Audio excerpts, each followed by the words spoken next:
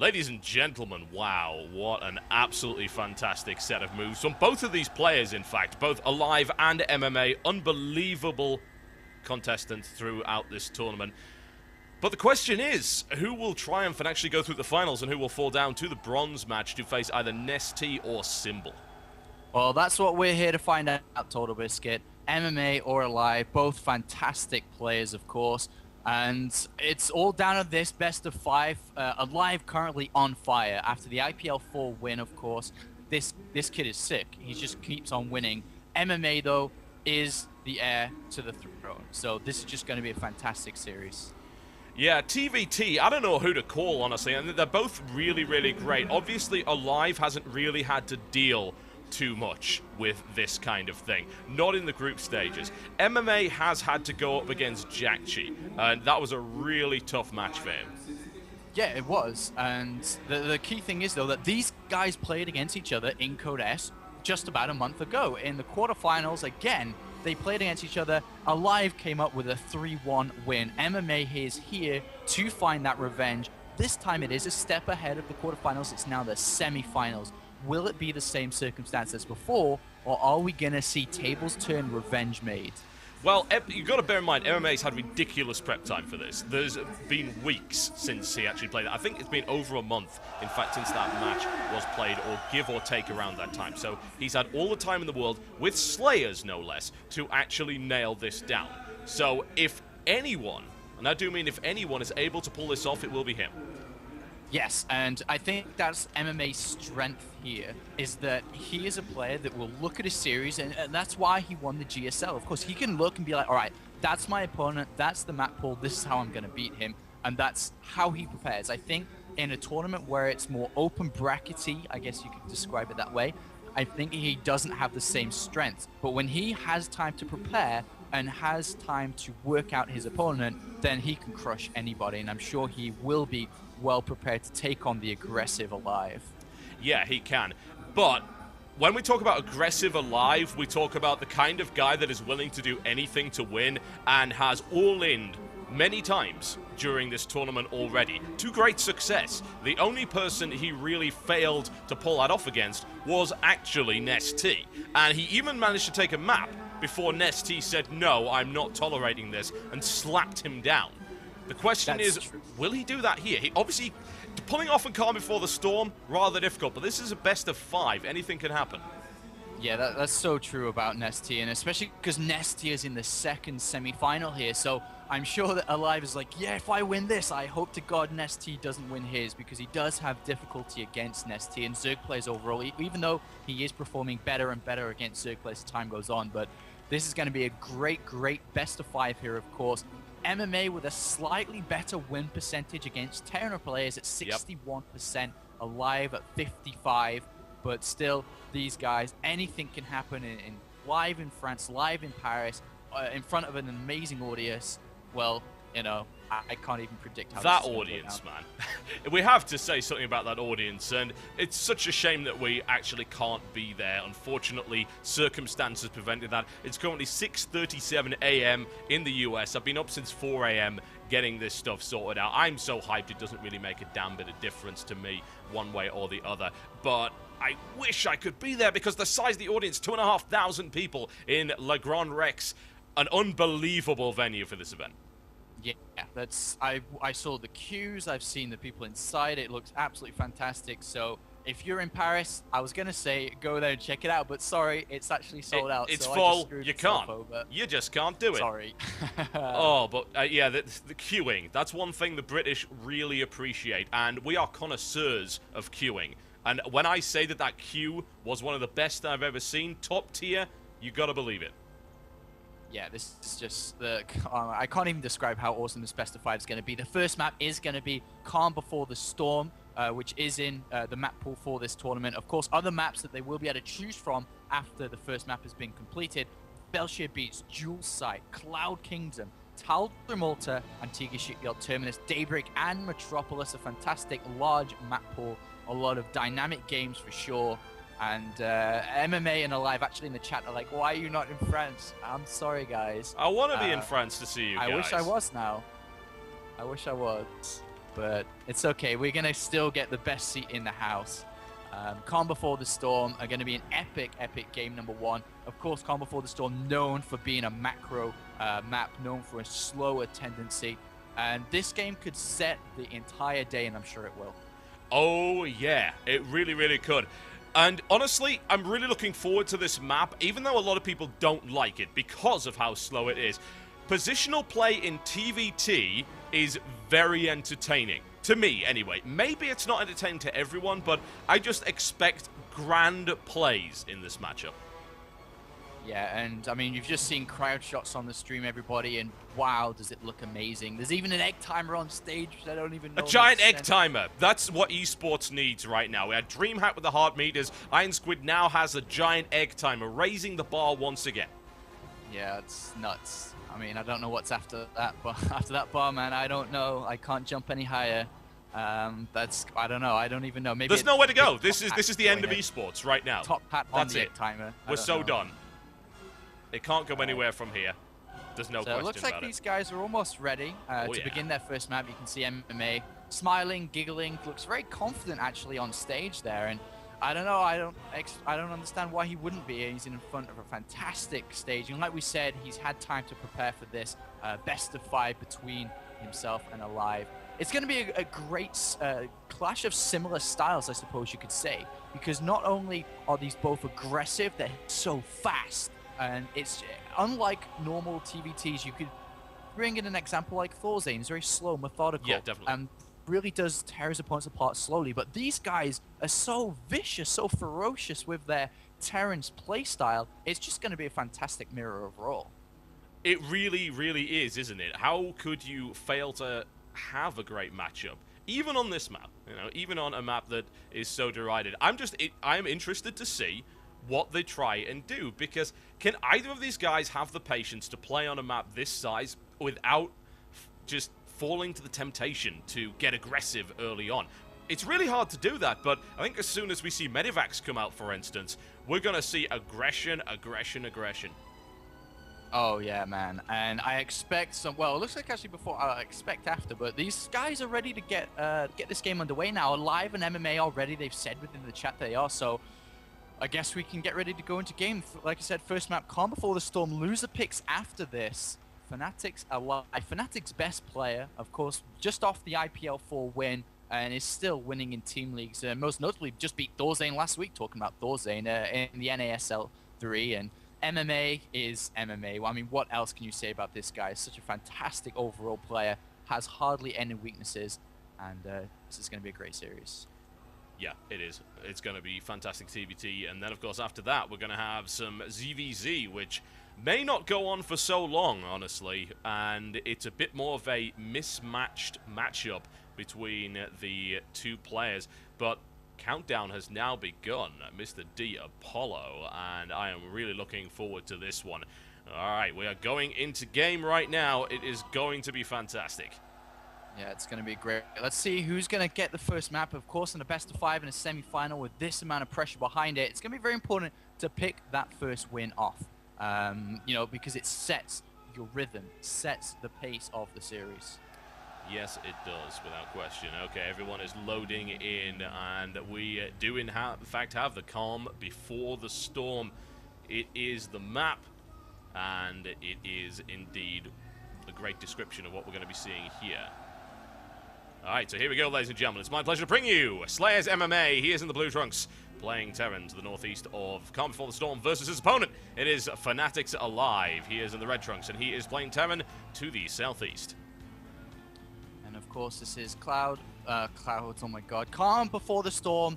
This is one of the, if not the biggest map in StarCraft 2, definitely within the map pool we have here today. And with MMA in the top right, and as you said, Alive in the bottom, this is pretty much close by air. And in terms of MMA, if you think about his hidden base inside his own, that's pretty damn close if we were to see any form of Cloak Banshee play, and especially with a map like this, Cloak Banshee play, considering it is a very friendly command center first, barracks command center style of map, then I would not be surprised to actually see that come into play.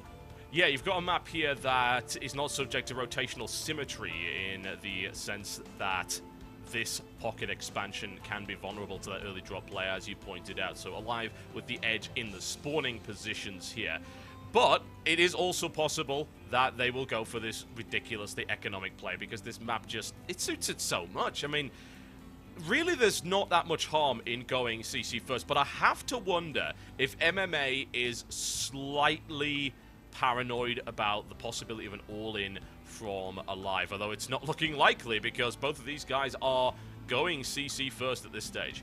Yeah, they're going to go command center first. I mean, if you go barracks first, then command center, even though you are a little bit more safe against any form of all-in, you know, you could say like 9.9 times out of 10 your opponent's just going to go command center first anyway, so you kind of lose an economic advantage. So both of these guys going to slap down command center first, and we already see, by looks of it, Alive throwing down a little bit of an earlier barracks, but he did actually stop SCV production there. That just basically lines up his orbital commands a little bit faster, whereas MMA took the other option to get that SCV out instead. Indeed, not a huge difference, but every little difference counts. And Alive going straight in to the double refinery. And here's the big difference, because MMA's actually gone for an additional barracks instead. Yeah, that's interesting. So we're definitely going to be seeing a more biocentric play from MMA, but options are still open here for Alive, who's actually thrown down double gases inside his main base here. So another thing you have to keep in consideration, because of the map is so big here, is neither of the players is really going to get any scouting information until they decide when is the time to scan. And at the early stages, if you scan and take that risk to scan, that's 240 minerals that you're missing now because of that mule. So you don't really want to scan too early on, because you also run the risk of not seeing anything. So I really do believe that nobody's going to scout until at least 6 minutes, 6:30. And because it's command center first and both of them can almost feel it, that may push the scan till 7, 8 minutes. So neither of these players are going to know anything, considering like Marines out right now, going to push any scout and SCV away. Yeah, absolutely. Unless, of course, it ends up missing it. And if MMA were to take the path around here, he could actually get to that base without the Marine catching it. But he's going right back to the center. And the... Ooh, he's got to get around there, actually. The Marine's now moving to intercept. The SCV should be able to slip by. That said... Ooh, actually, yeah. Alive is putting a reactor down here, so he can't stop this scout. Yeah, this is really big for MMA. He was going to get information on his opponent. He's going to be able to go in there, see the double gas was taken incredibly early. He's going to be able to see the reactor on the barracks here, know that a starport is going to be a follow to this, probably with a Banshee playbed. Did he seriously not go in? He didn't go in. He didn't go in. That's incredible. He saw nothing. In fact, obviously he can suspect now that where his opponent is. I think he thinks his opponent's in the top left. That's bizarre, because he ended up running into a Marine. I guess he thought the Marine was out scouting or something along those lines. That's a bit of a blunder there from MMA. In fact, it's fairly significant, because as we can see from Alive here, he's going for Starport. It's just a 1-1-1 to start us off here from Fanatics Alive versus a lot of barracks to start off from MMA as well. Starts his combat shield. So it looks like it's going to be this Cloak Banshee coming out shortly from Alive, and he's going to be able to get quite a bit of damage done, considering we said MMA's base will be expanding, of course, to the south towards Alive. But there is an engineering bay down, and I'm sure we'll see +1 start now, and there it does actually start. And there are quite a few Marines out already. The problem is, though, the Banshee doesn't really need to do that much. If anything, he's actually building a Viking right now first. I wonder if he'll go into a Banshee after that, because remember, Alive is in the dark, so he could just do a safety Viking here and then go into a Banshee. But the Banshee really doesn't need to do that much damage. They're basically on the same amount of SCVs here, same amount of income. It's just got to get a couple of SCV kills or a couple of Marine kills, and it'll actually put him in a good position.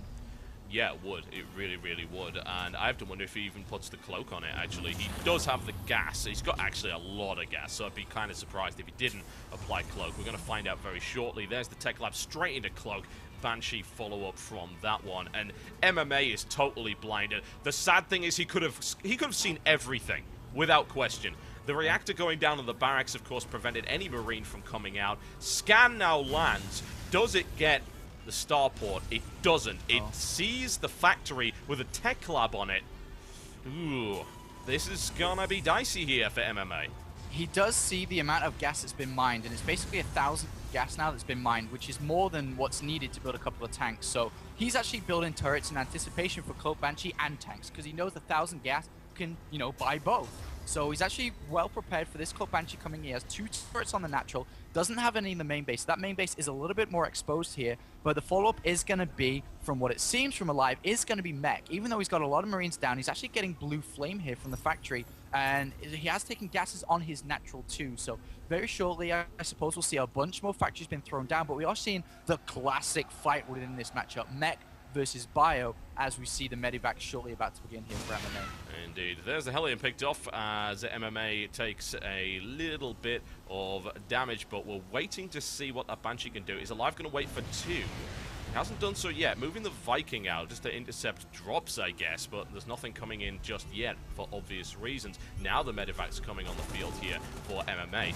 It's the nice thing about this map from MMA's perspective here is that he can do damage to this Banshee if it tries to come in via the right. And there's the scan. Isn't able to pick off the Banshee, but look at how tight this map is. There's really no void to the side at all. That missile turret is well placed to deflect any kind of Banshee aggression, and this has given MMA a ton of time.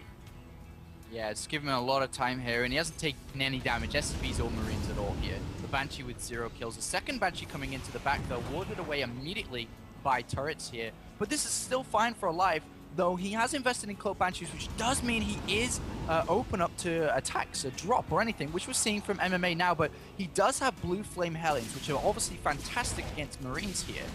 So let's see how much this drop is actually going to get done here. I don't think it's going to achieve that much. Well, the look only at way the it can interception. achieve much is, yeah, if it doesn't get scouted, but it looks like it didn't I quite, believe the Banshee already saw the drop coming, which is why these Marines are being pulled back here. And it's also why MMA's been forced to drop outside of the base, which makes this much less effective. And a direct assault on Alive simply will not work. There's a tank out, there's 6 Blue Flame Hellions, there are Marines and a defensive position. I don't see MMA doing much here with this, and Alive playing super careful with this Viking. A single Marine actually moving into intercept here. Sensor tower going down and shut down here by MMA, and no cancel.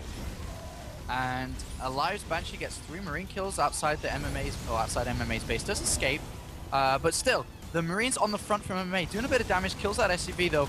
With tanks, with Siege Mode and Blue Flame, there's no way those Marines can stay in. It looks like Alive will be able to get that 3rd base, and more importantly, the 5th and 6th gas from that base location, and will be able to throw down extra factories. He's already got double armory down as well, and he will be playing a passive game here. Playing mech on such a big map is great. He's got 6 gases, he doesn't need to do anything, just build an army up. And now the decision is in MMA's hand. How is he going to approach this? How is he going to slow down Alive? Because right now, Alive is full steam ahead towards that 200 supply count and that massive, unbeatable mech army.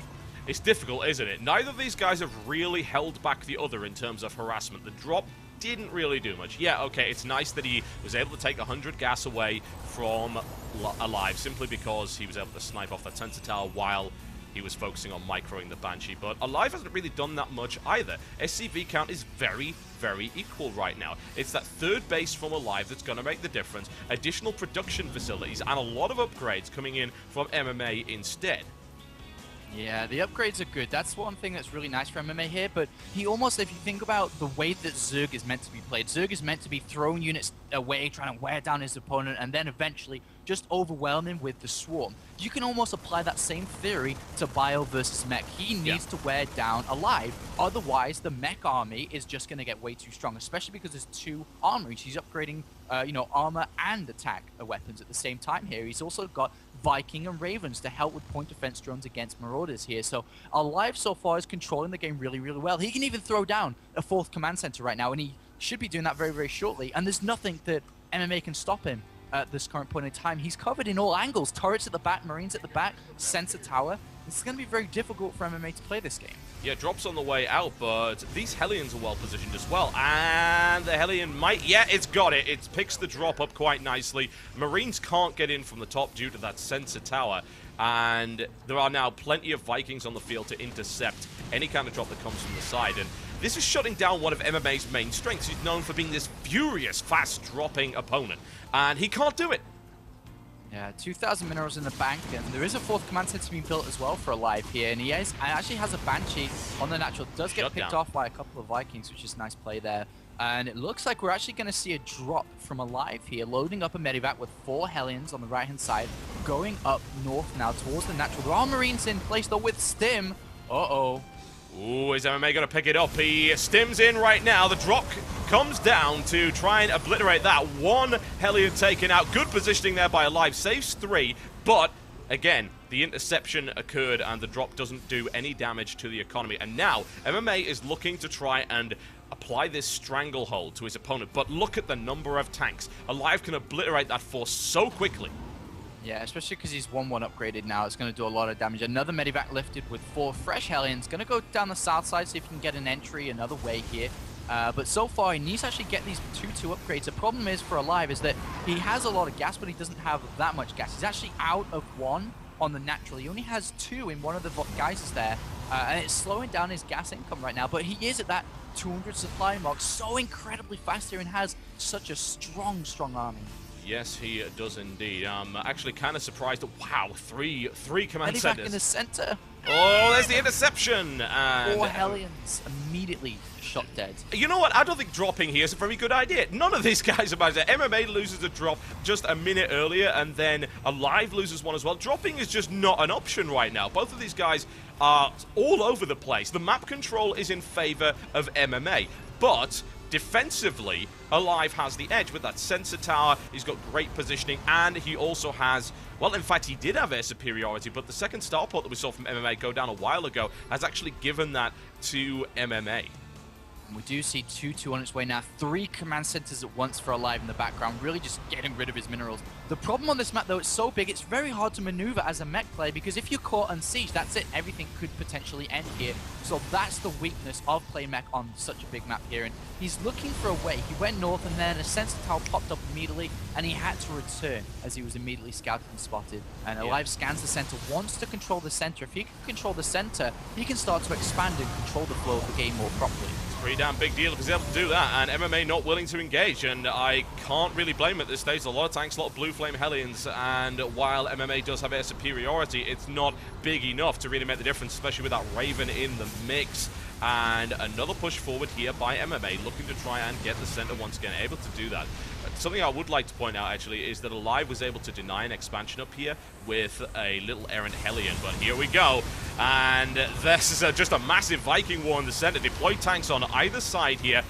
Would love to stop either player getting hold of that Xelnaga watchtower, but Alive will be able to do so, which is going to give him that edge. Viking count currently in favor of MMA. If he was able to gain air superiority, then the edge of the Xelnaga tower wouldn't really make that much of a difference, but both of these guys just poking and prodding here. The upgrade advantage is about to be in MMA's favor in a pretty significant way. Once he gets 3-3, he may be able to do some serious damage to his opponent. And MMA is actually researching ship plating for his Vikings here, making them survive a little bit longer. I like that. Against the Vikings. So he's got to be careful. He does not want to lose air superiority. Neither of them do. I guess, though, we should be seeing Alive very soon as he takes a 4th base down in the south side. And actually, MMA knows that he has to take a 4th base soon, or knows that Alive is actually going to move to the south here to try and get in damage. But with 3 tanks with +2 and a couple of Hellions at the front, I don't think he can break this. Well, MMA is going to go for it anyway. Runs right into those Hellions. And if he gets a stim forward and manages to break down those tanks, and he brings them down, forcing the entire army of Alive back. This is a perfect opportunity for MMA to take solid control of the center and a decisive little attack here. And with the amount of orbital commands that Alive has, he can actually start to get rid of SCV shortly. Oh, yeah. And then, you know, increase his army size even more. And very tense moment right now. Both these players looking in the center. A sniper of a Viking there by Alive. Still, though, this +1 ship plating not quite kicked in, but is about to complete. And 3-3 on the way for Alive. His army is so strong head-to-head. Oh yeah, no question, but I like the fact that MMA is starting to pick away and draw his opponent's army out of position. Mech is not that maneuverable in comparison to Bio. It requires deployed tanks, needless to say. Thor's not exactly the quickest things on the planet. There is the possibility to pull your opponent apart, especially when he's attempting to mine in many places at once. He's not that spread out at the moment. He does have 13 mules on the field, because hey, why not? That's the number of command centers. MMA adding on 4 more command centers. I don't know if this is StarCraft or if this is SimCity, Apollo. Yeah, this is nuts. He's just gonna... Both of these guys will actually get rid of manual labor very shortly. And welcome to the future, everybody. But so far, look at the turret line in the bottom left now. And he just doesn't want to lose that base. It's very important for Alive to keep that established base up. And MMA, even with a hidden expansion down in the bottom left too. And we actually see the fusion core coming down for MMA now. Oh yes, this is the classic style, isn't it? This is the line breaker. This is what we thought we would see a big metagame shift within, and it kind of happened for a while, and then it just died off. The idea of Battlecruiser being the transition here. If you can gain air superiority, Battlecruisers will do the rest. At the moment, the air superiority is equal, although I think slightly in favor of MMA due to the ship plating upgrade. There's actually, look at this, a big squad of units on the bottom left here, and he's actually looking here. And if he manages to go in there, pick off those tanks and the orbital, that would be an amazing stretch for the win, basically, from MMA here. Whether he's going to go in or not, I suppose he'll scan shortly to find out if he can or not. And we'll have to follow that intensively.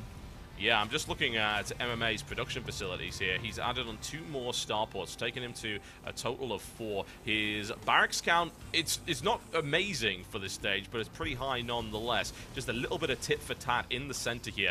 Overlapping sensor towers all over the place. This is the weird thing.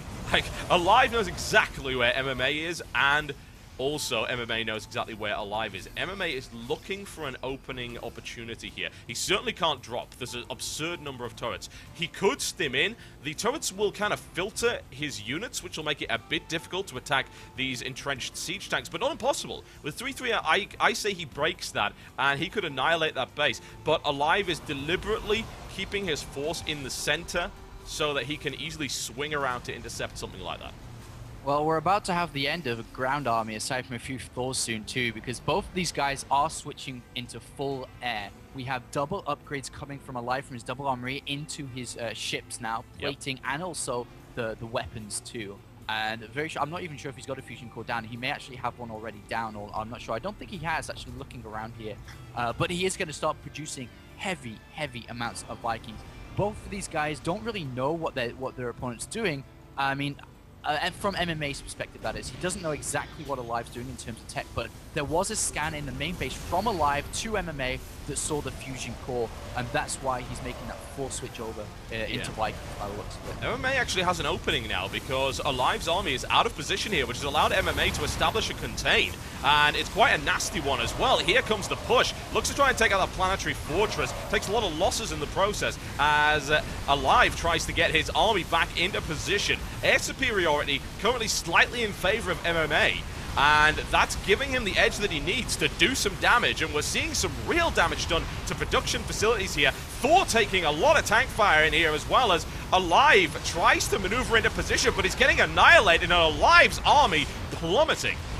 Yeah, and MMA found the perfect position, and look at the supply count now. MMA using his money so wise, he has almost all of the map here, and the Vikings are doing damage, they're killing all the medivacs, but still, and we actually see MMA landed all his Vikings to actually stay away from the Vikings. Very smart. Alive, but Alive lost a lot of money there, and it looks like he's about to send down some SCVs, which may actually be in range of tank fire.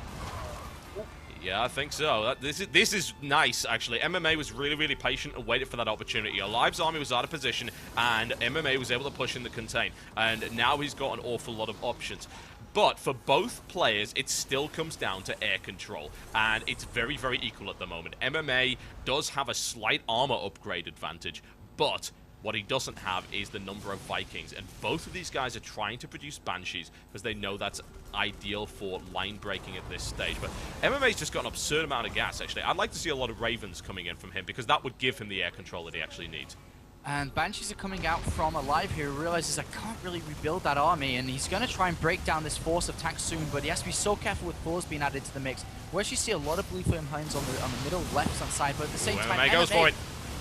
Smashes his way through that third base, and indeed down it goes. And that's a lot of economic damage being done, simply because this is where Alive was mining from. This is where most of his mules were, and we've got a Blue Flame Hellion push from Alive up to the top here. A couple of Blue Flame Hellions tried to go for that not-so-hidden expansion over to the west here.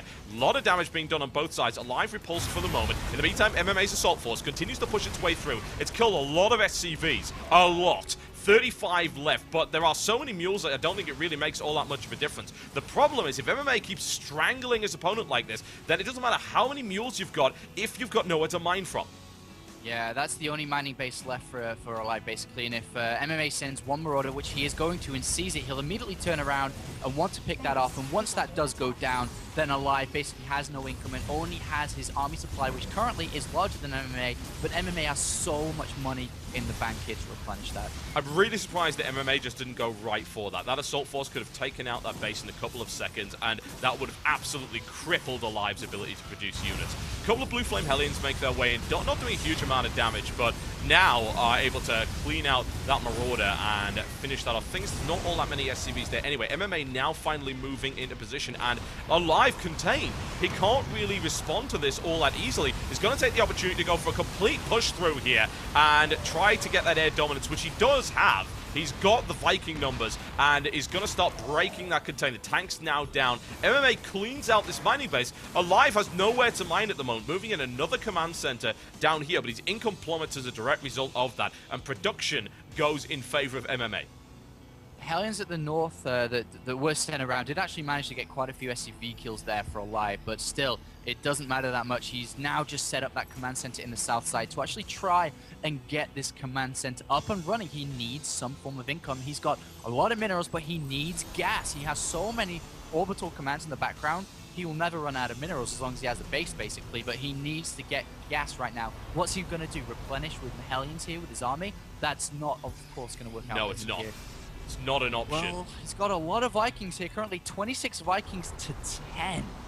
Big difference here for Alive. But the question is, what can he do with it, though? Yes, he can kill the opponent's Vikings. He can knock them out of the air. But what benefit does it give him? It gives him siege tank range, but he's only got 4 tanks, now 7.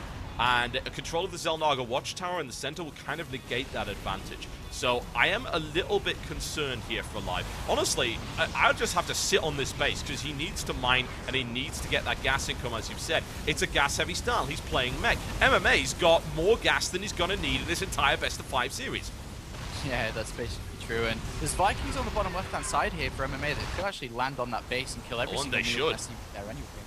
And is he gonna? Yes, he is. At the same time, the army in the center too is going to kill everything here, and Alive gets a decent size victory there, but Vikings do get a lot of damages down at that base then.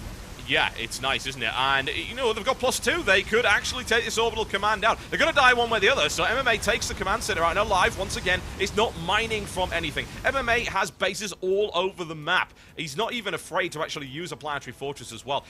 Look at the number of bases MMA's got. It's absurd. And he is using these planetary fortresses to make sure that drop harass and things like that is not effective. Alive has got to start doing damage right now. He's getting starved. Yeah, and he's going to have to go through about 20 different levels of MMA. He has so much money in the bank. Every single fight, MMA can easily replenish 20 times over here. And Alive has a force, but every single tank he loses, he can actually, MMA, sorry, can actually trade in a really bad ratio and still win overall. Yes, here. He's got cash. Getting a nuke and ghosts. Oh, nice attack here by MMA. He stims forward and smashes through the tanks. Alive cannot afford to lose his kind of tanks because he can't replenish them. He doesn't have the gas. And MMA is doing serious damage, whereas Alive, it kills one base. Big deal. There's plenty more, and he doesn't kill the army of MMA, who can very easily replenish that.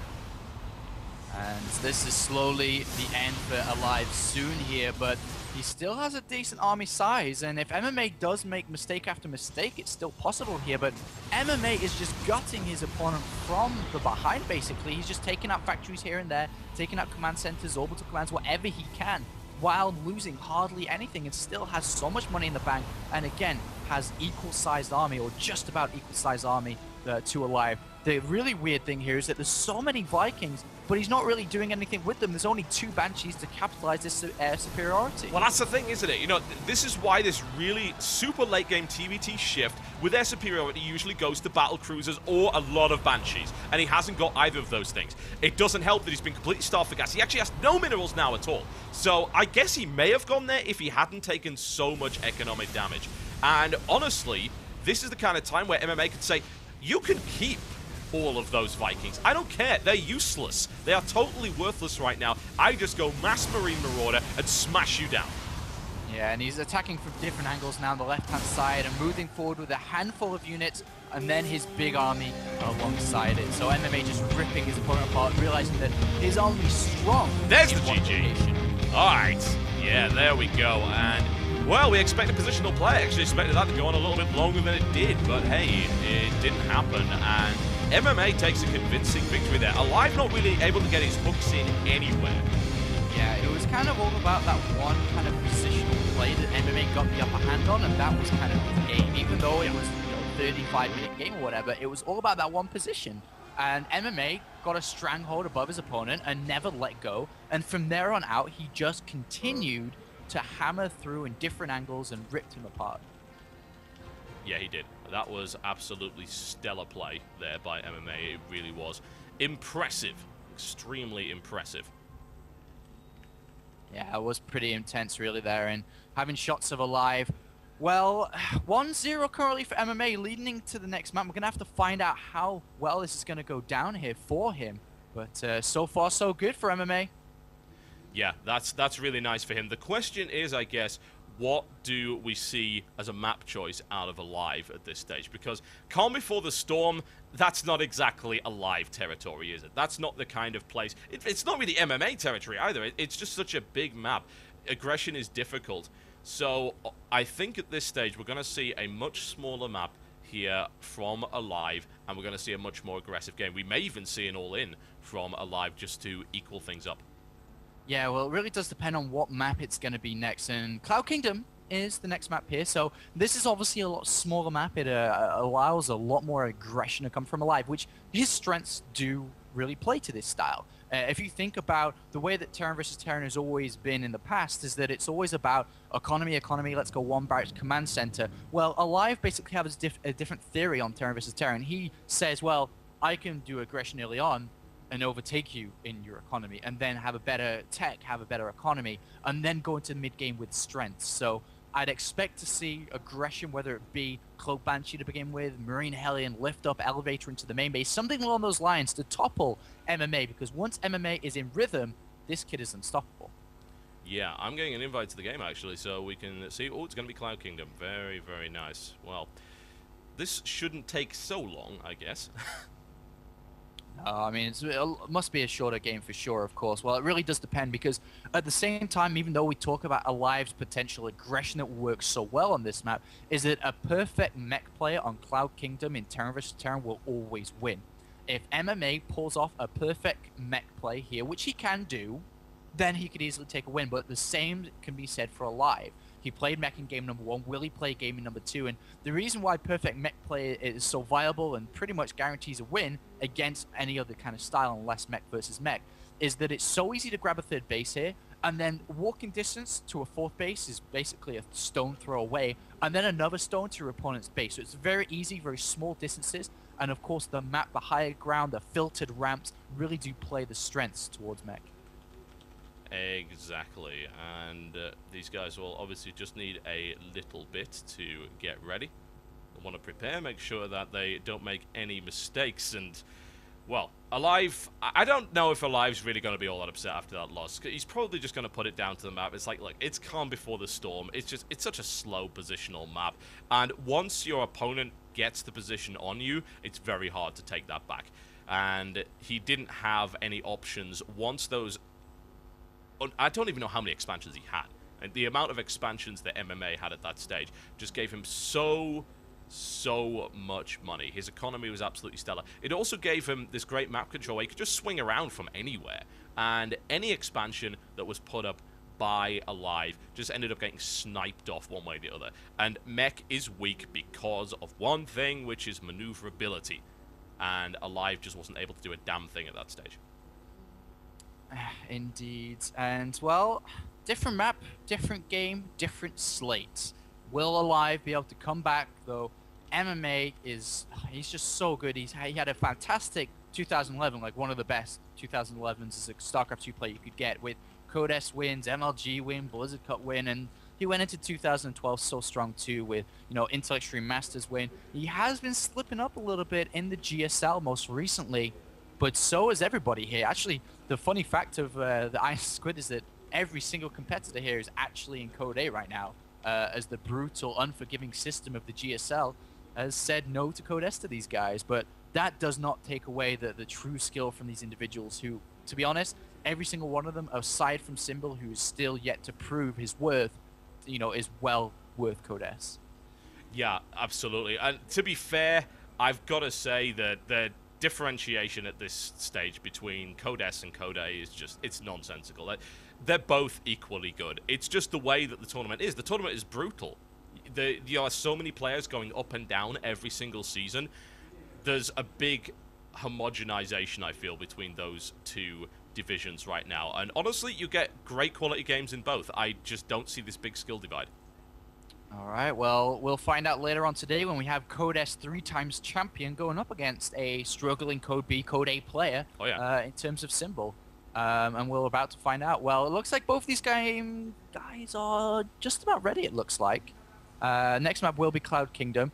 I wonder if Alive will crumble and fall or not, because if you think about his IPL 4 win, he was up and down like a roller coaster against Squirtle, and he still came out ahead. So I don't really expect him to take too much of a mental loss against that first map.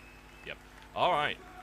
Map is now loading, ladies and gentlemen, and we are I just want to let you guys know that we are aware of contrast ratio issues. So what we're doing is we're streaming to the event, and they're then restreaming. Contrast ratio on this end is fine. Obviously, it's having some issues over there. We are giving them your feedback. We'll try and get it resolved as quickly as we can. Obviously, there's not really a lot we can do from this end, but we're doing the best we can for you guys. So thank you very much for your continued patience, and enjoy this great game between the one and only Slayers MMA. He is in the blue trunks, and he is playing Terran to the northeast of the Cloud Kingdom versus his opponent. It is the one and only Fanatics Alive, currently trailing one game in this best-of-5 series, and that is a very early SCV up to the top there for a quick supply depot, and he is in the red trunks playing Terran to the southwest. Yeah, I don't expect anything too crazy here. Sometimes on this map, you can see double barracks play come into it, because it is a 1v1 map. You know where your opponents spawned, and if you are going to do a 1 barracks command center or anything, maybe you could topple your opponent. So don't really expect anything, though. I wonder if anyone's going to take gas earlier on. You know, this map is viable for gas first, but so far it looks like both of these guys are going to grab barracks. Yes. Well, Alive placing his barracks down to the bottom here, and this is easily scouted one way or the other. It's not really indicative of anything per se. Obviously, it's not going to be a 2 barracks play at this stage. The refinery has now been taken by Alive and by MMA. Yeah, this is a very standard play. The hidden barracks from Alive here is just to play mind games with the opponent, because there are builds that have popped up recently. You know, the proxy Marauder rush. So if he goes and scouts with his SUV now, doesn't see the barracks, and is like, oh god, you know, he could be, you know, hitting me with proxy Marauders. So it's just a bit of a mind game coming out by Alive, but overall it is very standard play from both of these players coming out.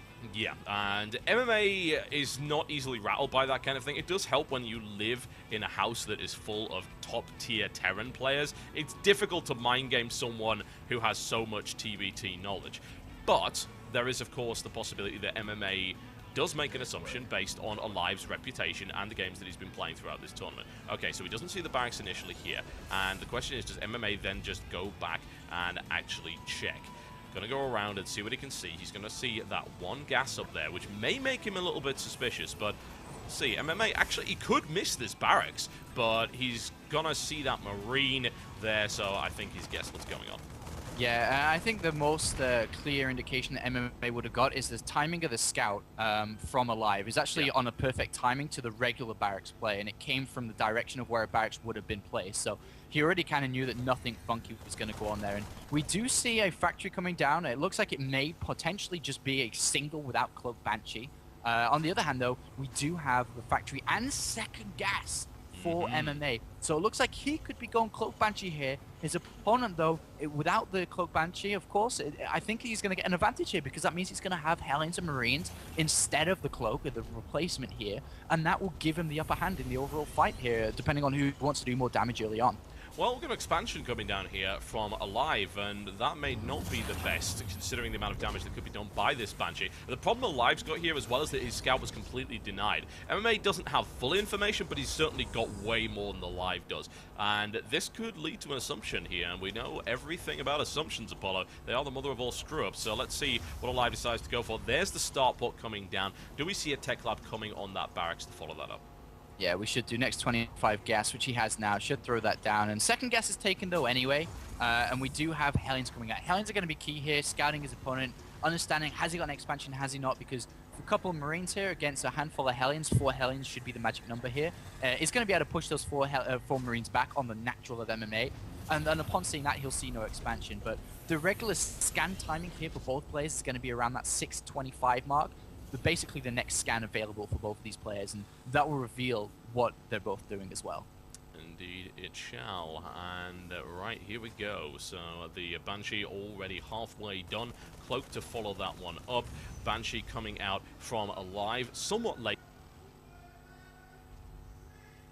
needless to say, simply because he expanded. And this is what it comes down to. How much damage can be done by both sides? Alive will try and get it. The Hellions, he gets a nice, really nice play there by MMA. He receives that, he gets the catch, instantly destroys that. Now the Banshee is out. Alive sees the Banshee, so he's going to start to get very paranoid about that. Immediately builds a Viking to try and repulse it. Yeah, and we'll follow that up with a Raven as well. With the gas he has banked up here, but there still is a big opportunity for this Cloak Banshee to do damage to the natural because the Viking's not quite finished, the Raven's not in production either. So we'll see how much damage can get done here. He is saving up energy though for scans to use his Marines and Vikings to push this guy away, and there is the Raven coming out. So let's see how much damage MMA can get done. All right, well, he's going for the SCV line. Scan goes down almost immediately. A lot of damage done, and that could just be a complete shutdown of that Banshee. One more volley. Oh, he gets away unbelievably. I'm very surprised that he was able to do that. Yeah, he gets away with there, and that's a scan wasted there. But at the same time, the Raven's about to pop out, and it looks like Alive just brings his SCVs back and says, oh, god damn it, all right, whatever. Well, I best just make sure I don't lose any until the Raven's out, then I'll go back to mine. But at the same time here, we do see a tank, and it looks like very regular play coming out from MMA. Barrack's going to go down on that former tech lab on the starport, and he will want to get stimmed from there very shortly. But look at the difference in terms of the SCV count. There's 4 SCV difference and a better income as well for Alive as soon as he sends these SCVs back to the natural. Here goes the Cloak Banshee once again, and Alive is not able to mine from that natural, so that does a little bit already, but not enough to justify the into the Cloak early on. So now the orbital is about to finish, and this single tank is going to push these Hellions away, no problem, so he can establish that base. But this does give an advantage to Alive. Alive's throwing in this funky timing here with Cloak. Yeah, that's it's not really to do a timing with Cloak to do damage with it. It's basically a long game investment where he will be playing mech, Blue Flame Hellions and Cloak Banshees is a great combination. Of course, you lower the damage, you do a lot of damage to Marines, and then you finish them up with Banshees. And Banshee's also great at picking off tanks too, so it's a really good combination of both, and it will allow him to just set up his mech fundamentals within this play. And it looks like MMA is going to play Bio against mech again, but as we talked about, will we see, oh, actually no, so I was going to say, is that another barracks? It's just a barracks being lifted up, sorry, from MMA, from Alive. But it looks like we are just going to have very, very standard mech play again from Alive. And like we said earlier on, is it perfect mech play without taking any losses. So far, so good for Alive, can work wonders on this map. Yes, indeed. And Alive now just getting things fixed up, and he's in a really solid position, honestly, with the amount of income that he's got. It's giving him that serious edge, and a couple more factories coming in as well, and a push Banshee on the natural too of MMA. Got a single kill, but backed off. But like you said, a push coming from MMA. Just more dangerous. Yeah, pushing away here from MMA, and the question is, how much damage is it going to get done? Alive doesn't really have an awful lot to deal with this, but MMA doesn't have siege, which that's the most important. Here comes that Cloak Banshee, and we're going to need to see a scan momentarily, but MMA not able to pick off that Banshee. And honestly, the threat of that Banshee alone might be enough for MMA just to pull back, and a counter push coming in here from Alive, and able to do significant damage to the Marine count of MMA. Yeah, great control there by Alive then, pushes that back. Ooh, nice lift there by MMA. He's got auto turrets too that are available to push that back. So even though he did take a pretty big loss actually, because he's playing mech, he lost a refinery, and that's actually pretty big. Even though it seems pretty small, is that will lower his gas income and obviously lower the tank, Viking, Raven, Hellion, Banshee, whatever you want to save production down. So pretty good snipe there, and he didn't really lose anything as you put it out by picking up that tank there. No, he did not. MMA now in a reasonable position to at least hold this area over here, and no big push coming from Alive as of yet. No drop capability from Alive either. Looking to start to gain air superiority, building 2 Vikings at a time, and also following it up with yet another command center. Yeah, this is a pretty standard play, to be honest, so far. Getting the army down for upgrades. Yep. And once again, it comes down to MMA needs to do damage again. Especially playing against a very solid mech play. We see 120 supply to 100, and Alive is about to throw all these Hellions in the natural. Ooh, look at the interception here. MMA doing a lot of damage. He was really well prepared for this, but one way or the other, it is still blue flame, so the Marines are going to go down, but how much damage is he going to end up doing to this natural? A reasonable amount, certainly. Probably worth the investment. And MMA quite slow to respond to that. And a couple of mules there drop down. But the SCV count of MMA plummets pretty hard there. Alive has killed 13 in total. MMA only 8. And Alive's had the lead anyway. Now a Cloak Banshee coming in from MMA to try and do more damage. But once again, shut down very quickly. Yeah, he said 2 Banshees in at both time there, main and natural. 1 Banshee got away from the natural, and likewise from the main too. So both Banshees do escape, and now a continuation follow-up from MMA.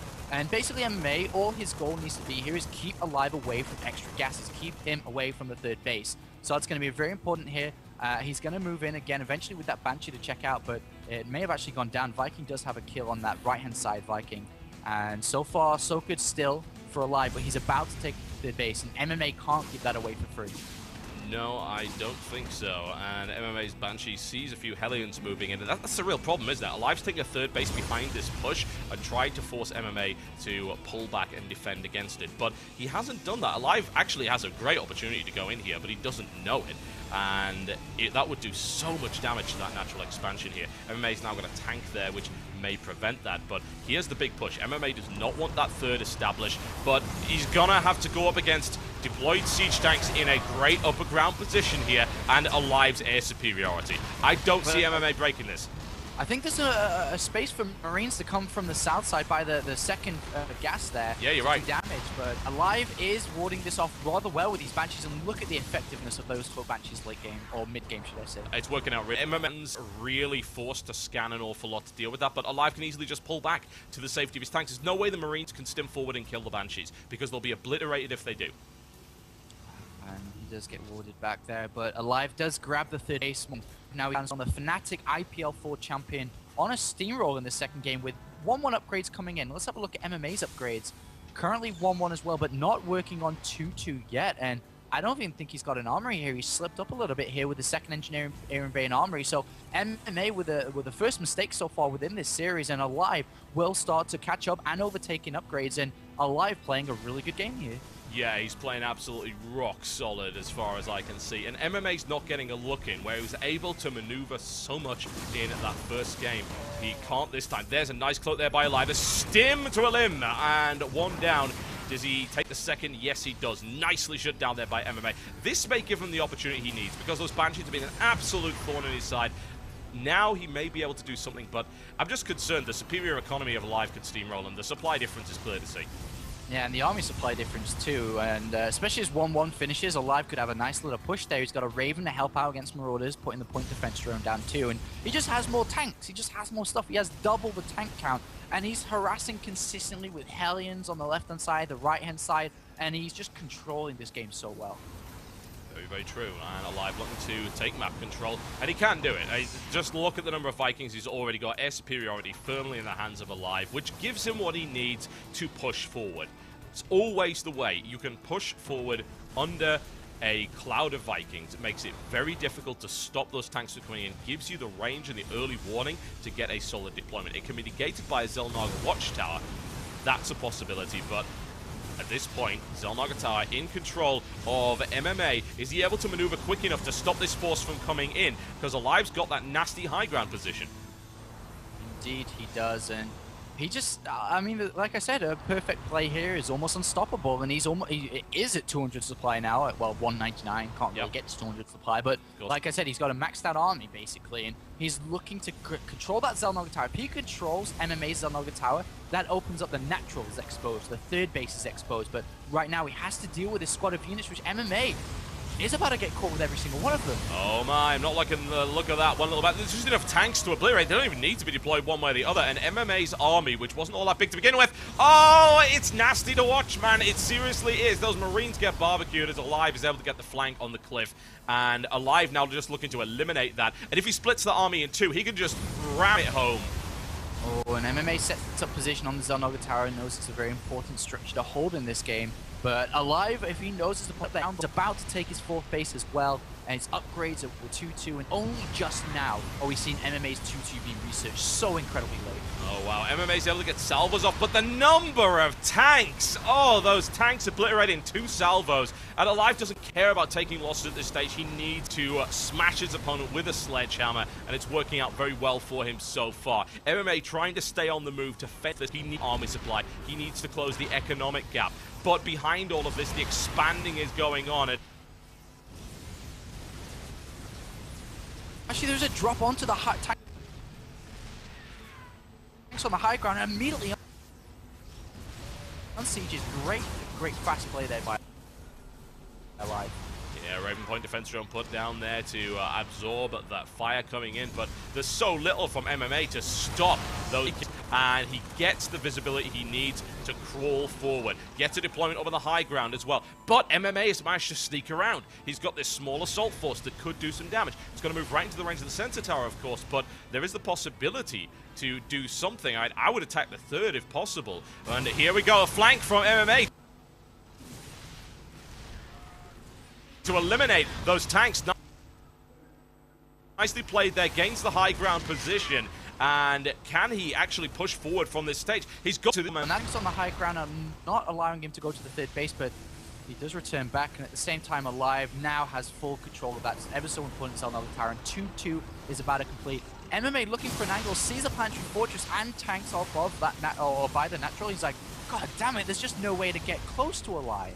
There really isn't. His upgrade count isn't good enough either. He needs to smash that planetary fortress down quick enough. The death march towards the oh thirds. no! Oh, here it goes. Alive is going for it, and there's nothing to stop him eliminating that base. He immediately lifts. He knows he has to, and now MMA forced to pull back, and that movement is going to have base eliminated. This 4th base right there, just ready for the plucking. Funnily enough, slightly out the visual range of Alive. MMA's going to sandwich this army. There's a point, not a point defense drone available. There's just one setup side the crummy of a don't see how he can. There's so many tanks, and the air support already gives him the visibility, and they're upgraded as well. He's got 2-2.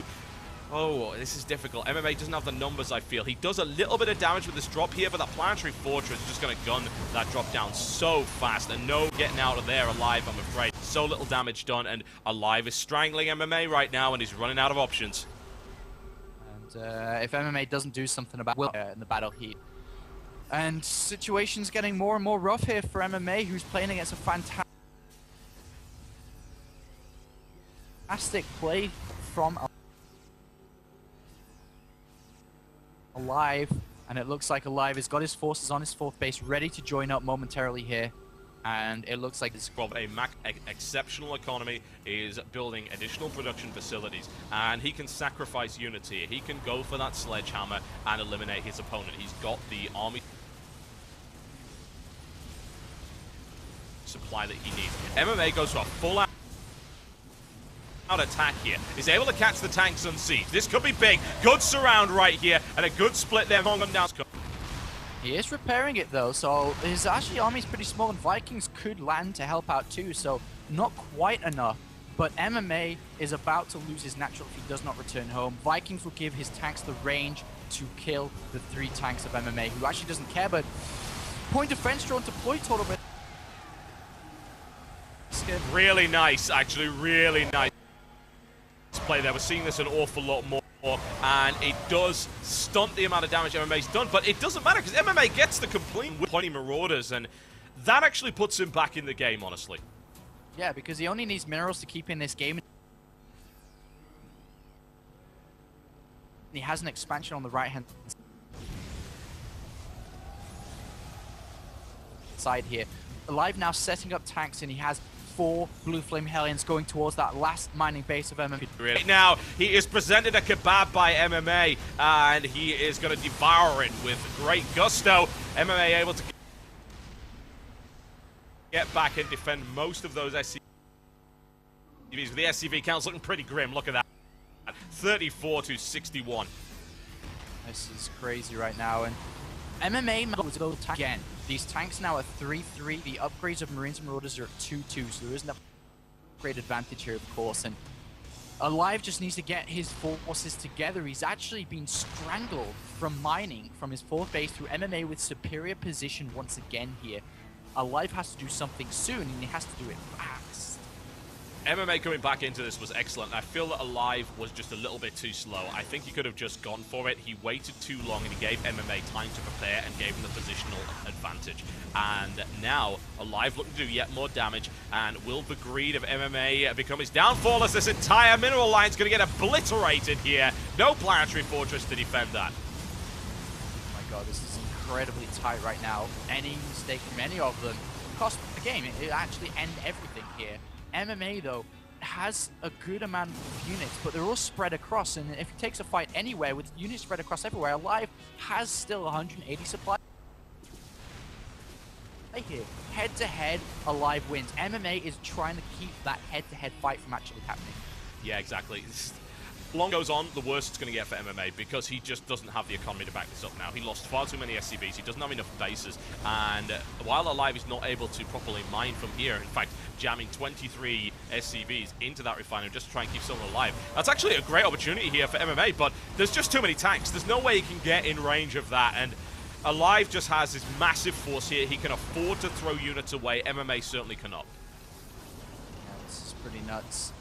Pretty nuts indeed, and Alive slowly trying to just get that 200 army back together and then basically go again. But I think his MMA's running out of options here. He's down 115 supplies, trying to spread Alive apart, but well, we're about to find out. One more positional move coming from Alive to try to get around the side to get position on that army. Looks like he's going to be able to do that. There are 4 tanks positioned in range. Alive with his SP already once again is able to get in there and get a massive tank deployment. MMA cannot face firepower of that magnitude, and Alive guns down those medevacs as well. MMA's army sent scattered to the wind. Oh man, and now we can just hop tanks slowly but surely over there and actually just crush everything here, so this is pretty damn scary. Yeah, MMA's not losing that position is the nail in the coffin. He's going to slowly work down that expansion. MMA doesn't even have the money to expand anywhere else. He could, of course, lift another CC, which is exactly what he's doing here to mine from his natural 3rd. But Alive, if he's got any sense, will not attack. He will be pretty badly injured as well. No medevacs, goes for the stim here, and he just can't get it. There are too many tanks. Well, I think the end is near for MMA, though. He's keeping in, he's struggling, he's trying to stay alive, but I think at this point, Alive can basically attack move. There's no medivacs, or like there's 2 with half, not even half, quarter energy. Vikings will one-shot them, and this will be that single killing strike from Alive to draw the series up Total Biscuit. And, well, this series will continue on, and it will continue for a long time for sure. I think it will, yeah. We're not going to have any short matches here unless we see one of Alive's token all-ins, and at this point there's no way MMA can actually come back from this. That is blindingly obvious. MMA just doesn't have the army. He's flanked around, and the question is what will he try and do? He's going to charge into a wall of tanks. Yeah, that's... I suppose now is just the time where you just throw yourself against the wall and then declare that it is good game, because there is no way out of this one. Alive has played a stellar positional game against MMA, shut down MMA at every possible opportunity, and there is the GG, ladies and gentlemen. Excellent play for both. Yeah, GG, and Alive playing a struggling game, but manages to draw the series up.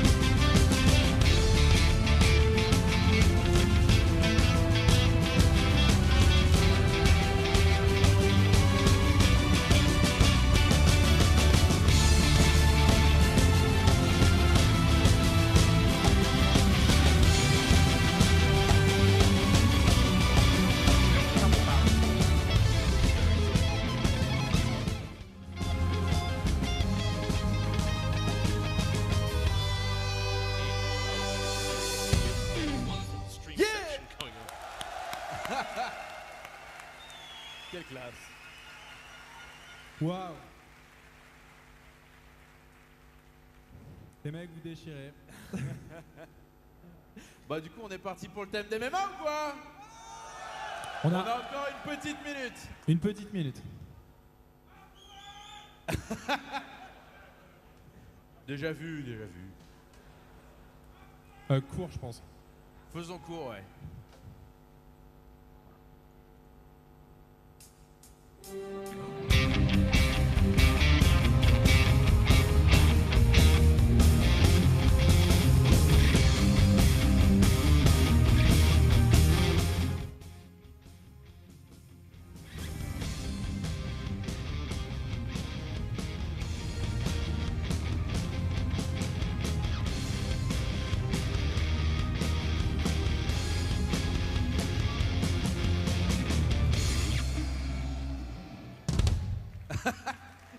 Magnifique! At this tournament here with the rock band on stage. We don't have technical issues, we have impromptu rock band sessions. It's much, much better. Yeah. Oh well, I guess that's the way we're going to enter this game, Total Biscuit. Map is dual side for game number 3 here. You know, I'm just no longer surprised by anything. I think we've just reached the apex of what esports can actually achieve. And here we go. Fanatics Alive. Here's in the blue trunks. Here's playing Terran to the east of the... I think it's the ESL GSL dual site. Because, hey, why the hell not? Let's get some more SLs in there. Make it go crazy. Versus opponent Slayers MMA. Here's in the red trunks. Playing Terran to the west. And things are going as smooth as I dance on dance floor most weekends. I've seen your dancing, Apollo. It is quite something to behold. Yes, and let's just put that out there. I'm a nerd. I go out once every full moon, and I don't dance really well either. So this is how smooth things go in a day, but at least we're in the game now, finally. And dual site, of course, one of the most aggressive Terran versus Terran maps there is out there. I mean, it's so small. You can proxy anything here. So I would not be surprised if we saw some form of aggression, whether it be Cloak Banshee or even just the most simple Marine Hellion aggression early on. Yes, indeedy doo-dah. And the barracks coming down from both sides. No attempt to wall off for MMA. But Alive, once again, he really doesn't like people getting in his base. I actually think he's got privacy issues. Well, I don't know about that, man. Koreans, they live in houses, and 10 at a time inside the same house. They have bunk beds, multiple bunk beds in the same rooms. It's kind of hard to have privacy in Korea as a pro gamer. Well, I guess you take it wherever you can get it, including on dual sites. So, you should be able to wall this off without too much of a problem. MMA just going for it. He would love to see what's inside Alive's drawers, but that's not going to happen. We're going to get a straight-up wall off here to prevent that, and that may incite that worst possible emotion, and that is paranoia from MMA. Yeah, I mean, in a matchup that can you know, work around so much aggression, you have to be kind of careful with what's going to happen, whether it be you know, Club Banshees, as we talked about, whether or not. So MMA, because of not being able to get any information, will have to scout with that scan, make sure he lands it amazingly, make sure he sees whether double gas is taken or not. But we are actually going to have a tech lab on the barracks for Alive here. Hello. So we are going to have a Reaper opening, a Reaper expansion probably. And I wonder if we are going to see the transition to what we've been seeing Alive do every single time, and that would be straight into Blue Flame. Of course, Mech again is pretty strong on this map, considering it is another small map, another small distance to walk that crucial army across the map. Very, very true. And Alive goes into that engagement, trying to take that Zolnaga tower. Not going to be done. MMA blocks that from occurring. So Alive doesn't quite get as much information as he would like. But this Reaper opening will give him all the info he could possibly need. And I like it on this map. It's a good map for it. Doesn't take long for the Reaper to make its way across. Can also check this Zolnaga tower in the process. Make sure there's no shenanigans going on. And then has awesome access routes into the main base. We are going to have a Cloak Banshee opening once again from MMA here, and the awesome thing about going for the Reaper is you can get scanning information. Yes, It may actually keep you away from scanning at that 6-minute mark. And the awesome thing as well, and we are actually going to have that tech lab, of course, on the barracks to build the Reaper, but you can get a combat shield really, really fast from that. So you actually get that upgrade nice and ready, and we see it now being researched. And actually, because it's so fast, he's like, all right, screw it. I can get Stim. And he's actually throwing down 2 barracks as well. So it's a change of style here from Alive, going from Mech in the first 2 games over to Bio in the third. Yep, and Alive's going to get in and see an awful lot of everything, honestly. There is the double gas scout, even actually delaying the gas just a little bit, forcing all of those SCVs off there, picking off 2 gas mining SCVs, which is actually going to delay the cloak. That's the wonderful thing about it, and I have to wonder if MMA still goes ahead with that. Yeah, he may not actually go cloak at all now. It may just actually throw down a command center.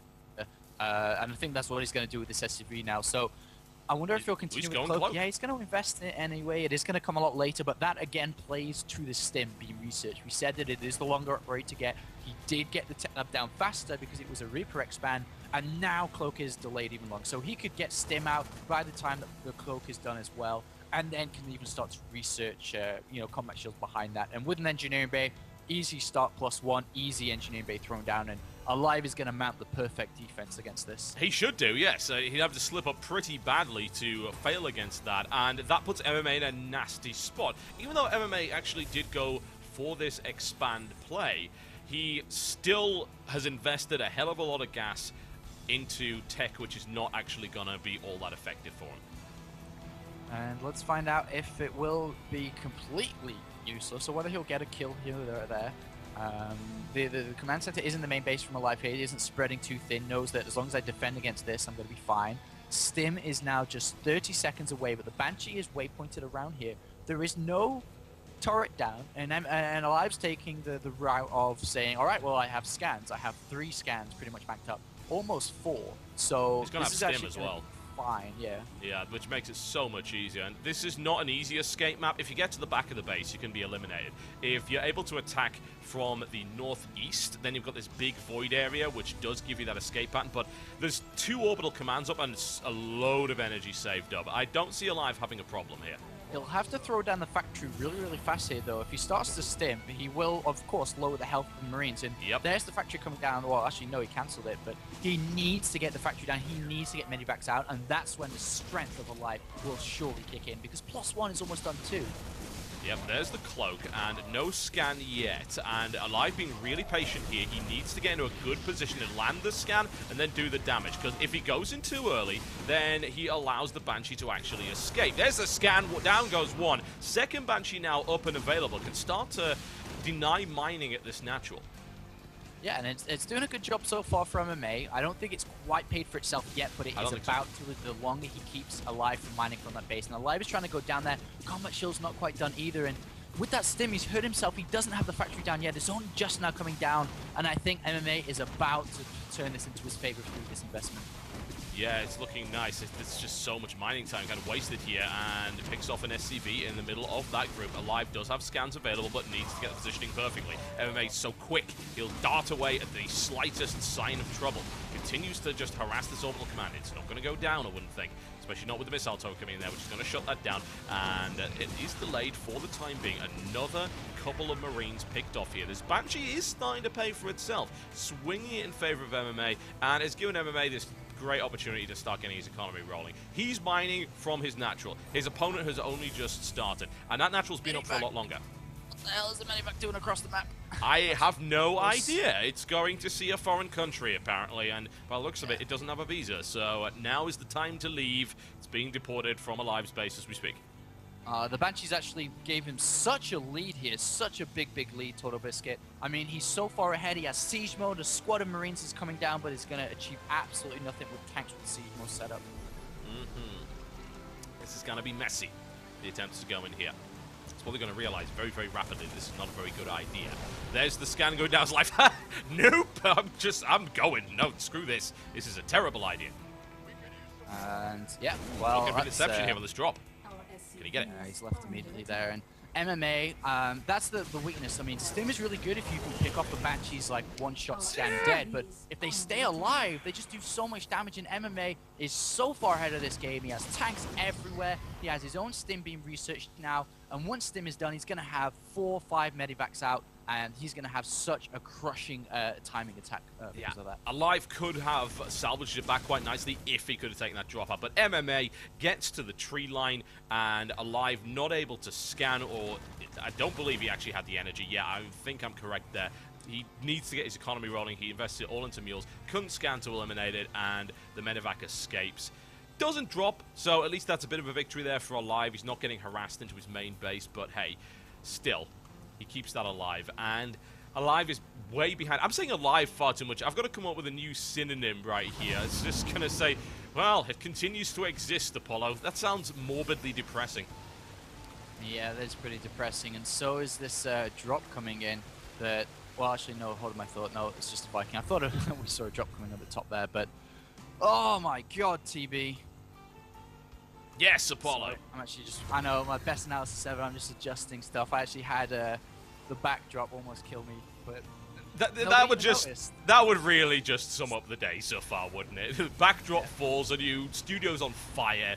Yeah, that works. All right, well, MMA still has the lead. That's my expert analysis. He's got a lot of stuff, Apollo. You know what that means in StarCraft 2? That means he can attack things. And here comes the drop right now from Alive. Able to actually get it in there. Shuts down the Viking as well. But what can he do with it? Goes for the economy of MMA, who quickly responds as rapidly as he can. Quick pick up there from Alive and evacuates with the majority of his units. A nice little strike. That, for once, actually puts MMA behind in the economy.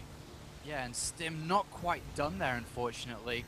And MMA does drop a little bit there. And 56 SCVs versus 48 income, 400 minerals better now. And the upgrades, though, are in favor of Alive, though, with 1-1 finish and only 1-1 starting. But look at the army supply.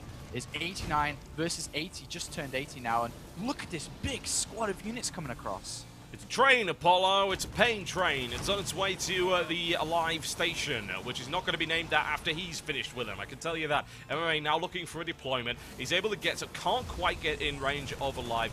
Does have the edge in the tank count, of course. And this small force of Marines now coming back. And a nice little stim here to pick off a tank. Great move there by Alive. Every little counts at this stage. Every little bit does count here. And a second factory being thrown down for MMA. Got to ramp up that tank production, as well as another barracks here. And MMA really isn't looking to play that long term here. He's looking to spread across his forces into the main base and also send a few units to the left-hand side. And he's got an awesome position on Alive right now. Yeah, but that drop here from Alive is doing a significant amount of damage. It actually could pick off a tank here, and it does do so. Excellent drop here from Alive. Does, as you say, get this position, which makes a lot of difference. But he is wearing down MMA. If what happens here is if Alive throws this contain back, he gets rid of it, then Alive has a major economic edge. Yeah, he does indeed. And it looks like it was warded away finally. 1-1 about to finish at the same time here for MMA. But MMA still holds his key position. He's done quite a bit of damage here. But there is a third command center down for Alive. So as long as he just doesn't die and lose this position, then he will be okay to play long-term as well here, just like MMA now with that third command center landing down at the north side. Alive once again with the harassment, and you know what Alive's best at? Not dying. That's one of his fantastic talents. And the longer he lives against MMA, and the more of this little bits of economic damage, which has added up to a significant amount. He's killed 23 workers versus the 6 of MMA. Some severe harassment, nice flanking maneuvers versus MMA's otherwise very immobile marine tank-based army. And he does lose a few structures there, but Alive is sending out a drop down the bottom side, and there is an SCV that will pick it up there. And MMA has great map control with a Marine at the north side, SCVs at the bottom, and another Marine actually, and then his contingent of units, his Zelnoga tower coverage. He is all over the place, and he spots that drop in the south. Yes, he does. The question is, will he be able to do anything with it? Alive still pushing forward. This is the thing. MMA's got so little defense at this natural and has left himself open. He's also now got a situation where his third could be very, very vulnerable. As MMA go for Planetary Fortress, he hasn't, getting a little bit greedy. Also potentially vulnerable to drop players. MMA slowly works away at Alive's base. He's not doing enough damage to make this work, though. Not yet, but we'll see how this is going to go down. MMA has a third base now established up. His income does rise above Alive's. Alive, not quite. He did drop the ball a little bit in terms of his upgrades. We actually see MMA now researching 2-2. Alive only, well, still at 1-1, only just now researching +2 attack, with only a single engineering bay by the looks of it that was there from the start of the game. And MMA moving around, and Alive has no vision about this, and MMA's about to get the 6th position. Oh, this is what he wanted. Look at that. That's absolutely fantastic. The best possible spot he could be in here, and sets up the siege line against his opponent, and this is what he needs to do. He's got to do damage because Alive has had that economic advantage for a while, but now with the third base established for MMA, he's able to get that back, and this contain is just unpleasant, and MMA decides, you know what, I'm going to be generous and let my opponent get out of his base. Or am I? I'm going to flank around to the side instead. Yeah, he doesn't have any vision in the air. I mean, he had one very loose medivac that was almost dead, and that could have got picked off incredibly easy. And Alive was actually spotting with his medivac, so he could have eventually crawled his tanks there. But oh my God, that Marine Scrolls is actually just cut in half. That's got a sting, man. And Alive eats a lot of damage there. MMA, great position and a nice economic lead now. Here he goes. And these drops have been so effective here from Alive. Marine's now coming to clean it up, but still significant damage done. He just gutted the mineral line of that natural, and that's nowhere near mined out either. That is significant. And this is what Alive needs to continue to do, because that allows him to build up the larger army and then roll over MMA's position.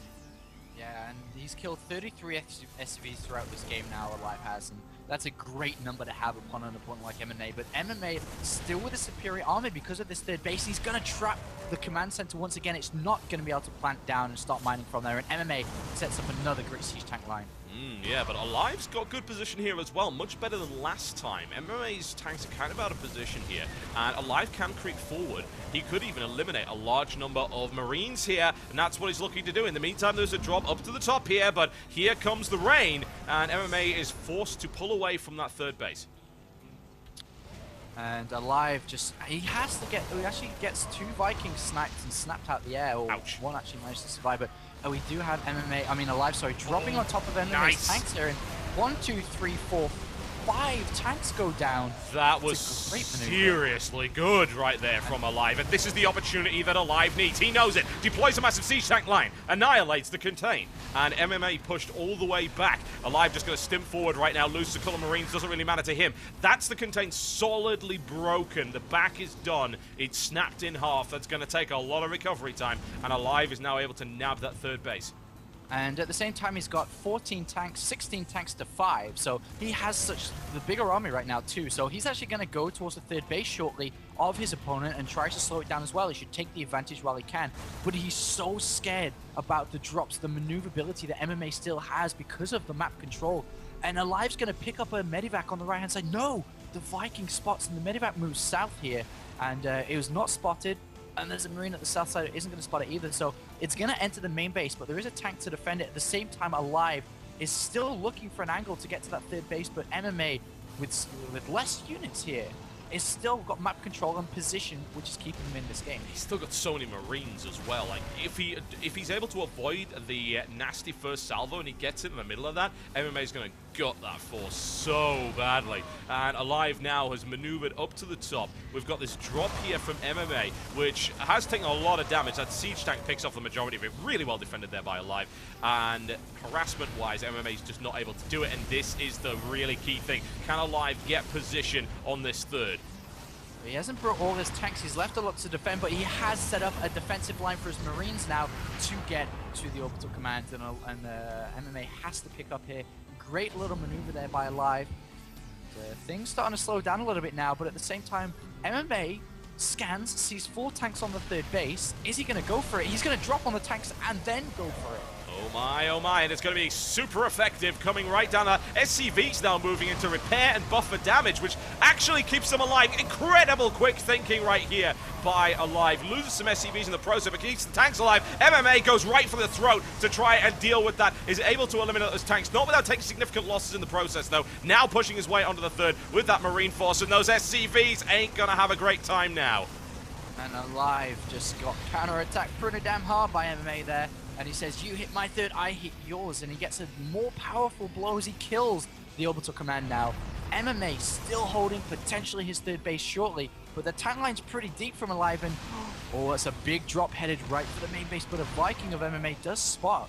Yeah, he sees it immediately. If he could get that drop in there, that might end MMA right there. But MMA now has a large supply advantage, and Alive plummets in terms of the number of SCVs. That it wasn't just the third base he lost every SCV on that third base. That is decimating. He actually isn't mining really from anywhere. So Alive really has the army that he's sitting on and nothing else. MMA just needs to wait him out here, I feel. And MMA has actually forgotten about this top left base. He doesn't care. He's actually sent his orbital to the bottom right and now knows about this command center on the right-hand side. No. And actually pick it off. He could. He's got the firepower to make that happen. And Alive is streaming his defensive units up there to try and deal with that. Does have the count to make that work. He's able to save the orbital, but more importantly, there's no mining from that base whatsoever. Whereas this third here for MMA is about to be established. And the difference between these two players is light and dark. One player is sitting in the dark consistently, which is Alive, and the other has complete map vision, which is MMA. And look at his vision. He sees absolutely every single move that Alive tries to pull here. And MMA just has an answer to everything. It's a great game of chess here, you could say, with these different maneuvers. But one player is playing blindfolded, and MMA already set up. Yeah, this is a real problem now for Alive. He has no way to reliably get his forces back up to that. Oh no! He runs right into a wall of bullets, and that's the majority of the tanks down, which gives MMA such a huge lead now. Alive does not have a way to replenish those tanks. He is not mining. He's just reestablished his third here. He doesn't have tanks in production. This gives MMA the opportunity he needs.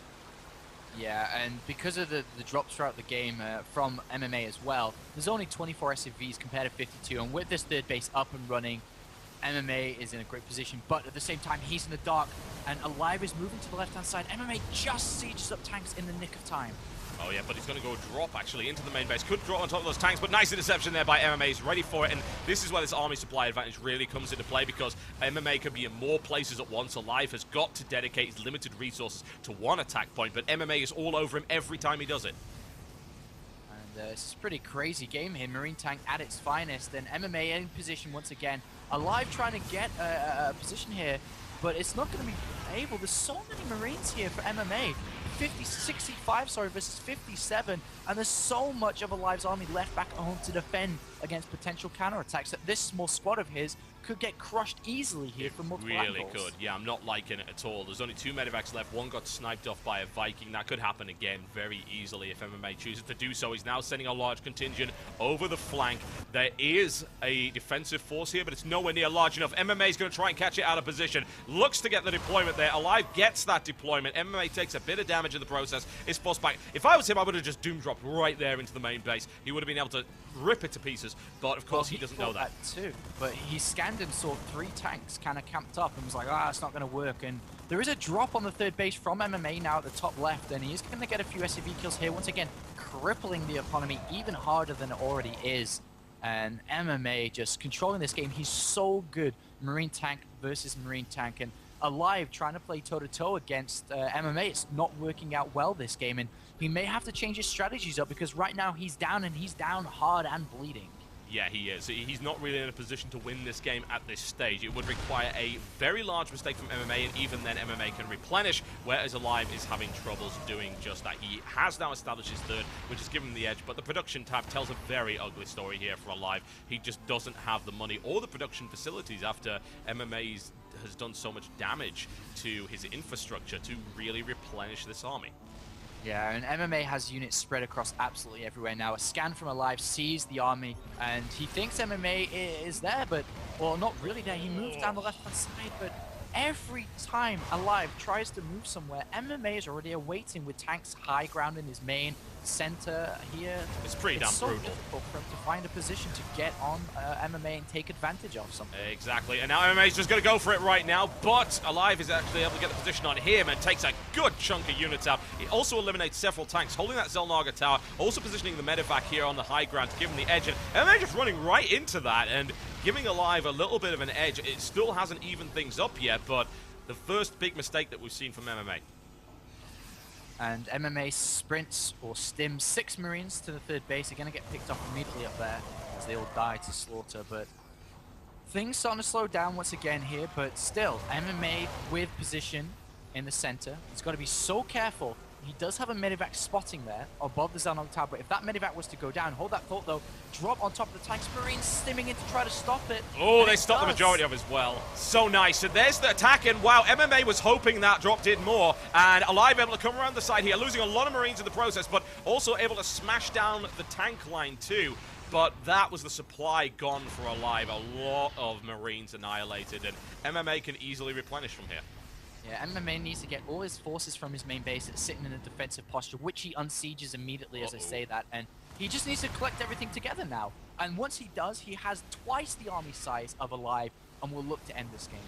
Yes, indeed. And we should point out that, of course, they're on the same number of bases at the moment, so production has started to equalize, but MMA just still has this huge advantage in terms of the number of SCVs he's got, in terms of the size of his army. Medevac's now getting picked off, but Alive has no way to stop them because his Marine count is so low. And no Medevacs, no spotting, and no durability for those Marines. Now is the time where MMA rolls forward and tries to break that position. He can take the losses. He's okay with that. He has the technology and the numbers. Down goes the army of Alive.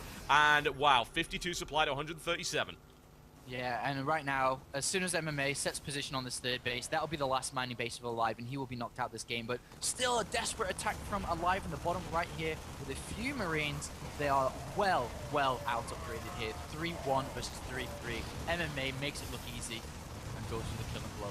Looks for it right now, and there's the GG, ladies and gentlemen, and that is MMA 2-1 in this best of 5 series. Looking really strong here, and we need to see a pretty strong comeback from Alive in order to even this thing up, because that was so well controlled, incredibly well controlled by MMA. He did make it look easy. So MMA gets a 2-1 lead within this best of 5 series now. Remember, the first semi-final here of today, MMA match point, 1 map away from taking this. Will Alive be able to pull back? Depending on what the next map will be, we'll have to see if Alive can pull it toe-to-toe in a Marine tank war against one of the best players, you know, that is out there right now. MMA is just so fantastic. Oh yes, he really is. Things are looking so good for him right now, and well, what does Alive do? He's not above all inning, and honestly, nobody should be, yeah? Because if you know you can all in and win, then you should all in. But it's a difficult matchup to do it in, and MMA is no doubt prepared for that. Also, it's very risky. Does he take the risk and knock himself down if he fails? Good question. We'll be taking a 5-minute break, apparently, and when we come back, we'll be bringing you Game 4 of Alive versus MMA.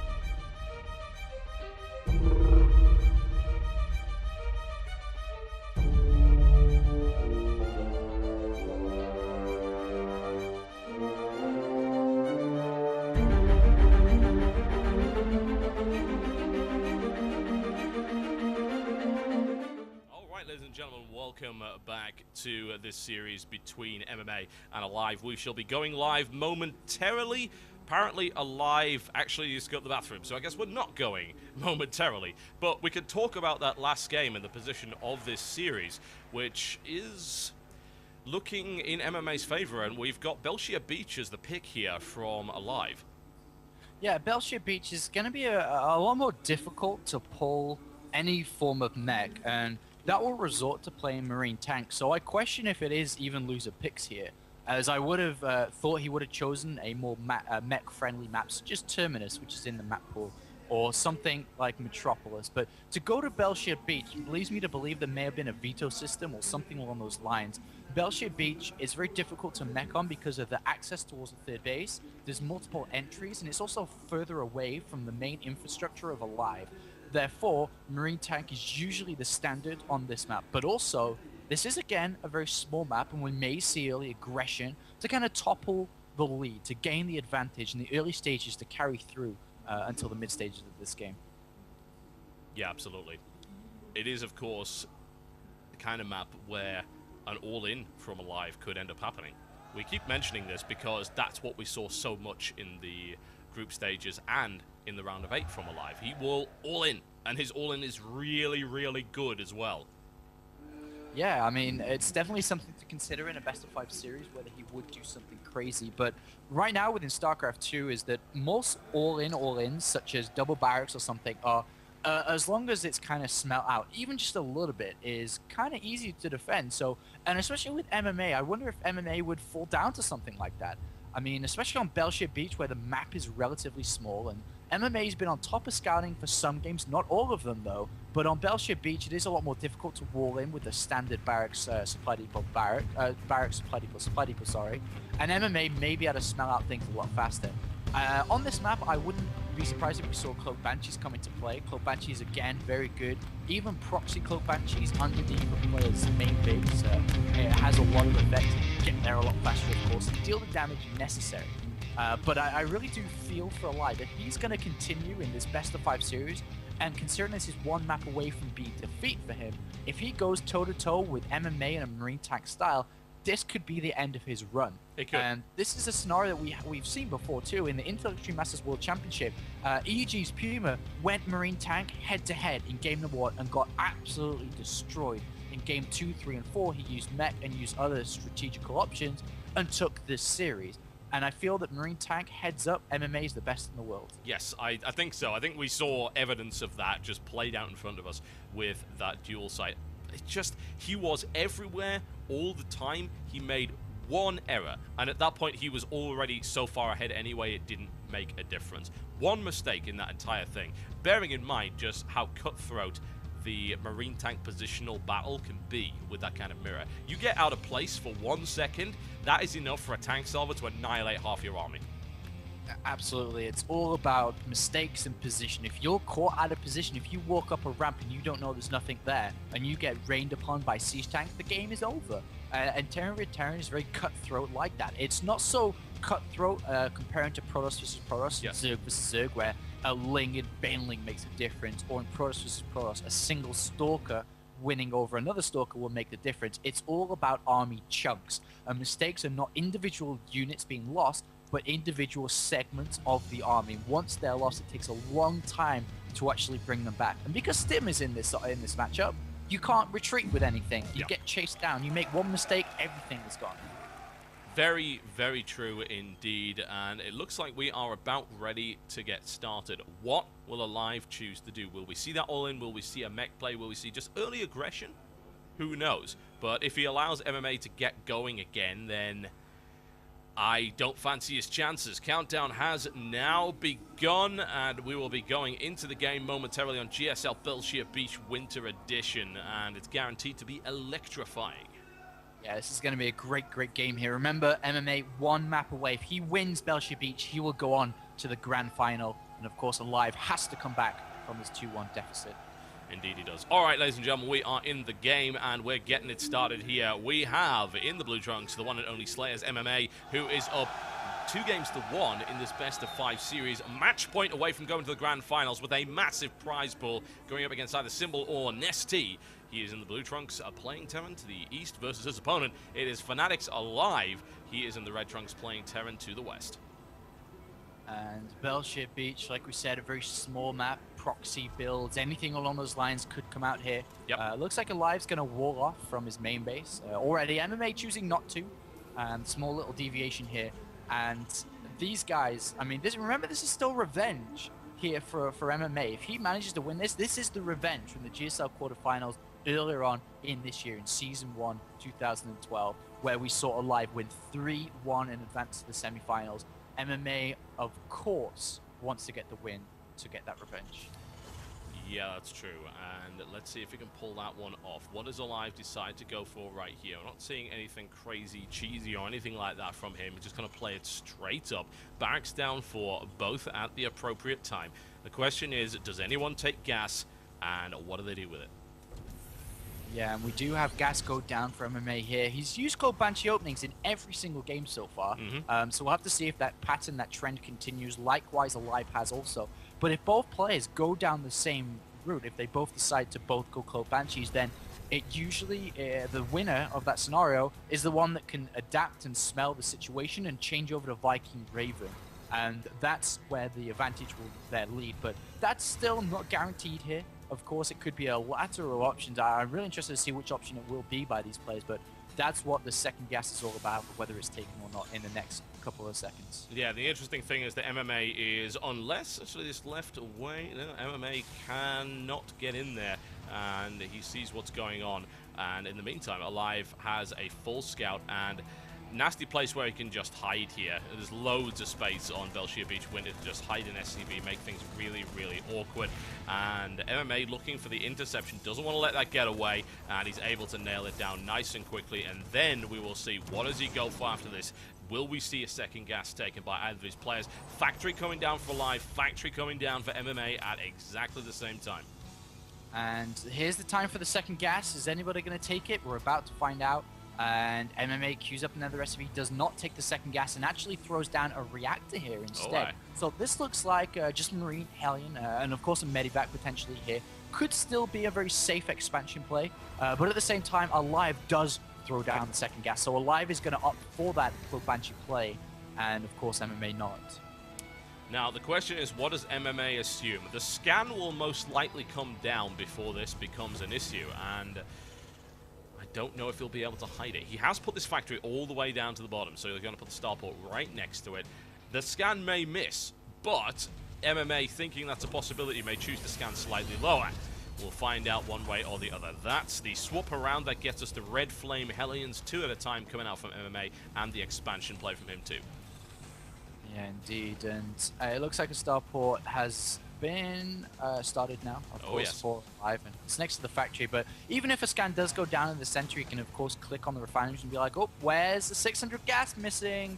What are you doing with that money? And we'll immediately know what's going on. But we don't actually have a starport coming down for MMA here, so it looks like he may switch over for tank production shortly after these 4 Hellions have been begun and just play a more safer game. Starport will have to come down though, and there it is coming down. He will need to get Vikings out. Or if it depends on what he does. If he wants to go straight for a Medivac here, that is a potential drop, but most likely it'll be straight for a Viking, then a switch around over for the tank onto that tech lab which is being constructed on that barracks. That's true, and here we go. MMA is now getting himself rolling. Got a reasonable sized army, but nothing that can really break through. That's the problem. He doesn't have a means into the base yet. May choose to drop into the base, but more importantly, is going to have to deal with his Banshee. Still no scan here from MMA, and that itself's a little bit risky, but Viking coming out nonetheless. No engineering bay, but he does have actually only 1 orbital. This command center's down here. He hasn't built the orbital with it just yet. Neither of these players opting to scan though at the correct time. They've actually both gone over the amount required to scan. Yeah. It looks like both of them are just kind of saving energy just in case, rather than opting to scan here. But we do have the Banshee from Alive now coming down to the natural location. We'll get a couple of kills there. Viking is out, and it looks like MMA is not going to scan. He's going to save the energy to use alongside the Viking. He only has a single Viking though. He is not producing another one yet. We'll have to see if he does. It is a big investment, but the Banshee is coming down now to the natural, and these SCVs are going to die. Yes, they are. There is no way to stop that from happening. It's 3 SCVs, but that's still pretty damn good. Cloak is not completed yet for Alive, but it will quite soon. Of course, he may choose to cancel it, but he denies all the mining from that and is now going to make his way in. And Cloak is not going to kick in quite fast enough. It should save it. 1 salvo, 2 salvos required actually to bring that down, I think, and that's not going to happen. So he stays alive for the time being, and he can start to pick just a little bit of damage off from this orbital, but that's not really going to do all that much. Second Cloak Banshee coming around, however. The interception comes in from those Marines and the Vikings. Scan goes down, and the Banshee should get out of that, though. Remember, this isn't an expansion play coming down from Alive. He's going all in. It's a 1-1-1 where it's Banshee, Tank, Marine here. Yep. And so far, MMA hasn't really scouted what's going on, but he is taking a lot of damage from these Banshees. He does have the equipment necessary to hold this all in. He does have tanks with Siege Mode coming as Vikings for air control, but he is taking a lot of losses now from these Banshees. Finally establishes and maintains his main base with a turret established, but he has to get the natural mining, the turret, and first of all, he needs to scout this all incoming. He has no idea. Yeah, he doesn't, and it's really going to hurt him. Banshee takes him down, still doesn't go down. It can't cloak, so it's only a matter of time. 1 more salvo, and it will go. But there are more Banshees coming in, and as you said, the Marines and the tanks streaming across the map here for just this straight-up consumer-style 1-1-1 build. And this is going to hurt, man. It really is. MMA is going to have perfect defense. He can't keep losing units, this Banshee, and yet it's happening anyway. Scan goes down, doesn't kill the Banshee.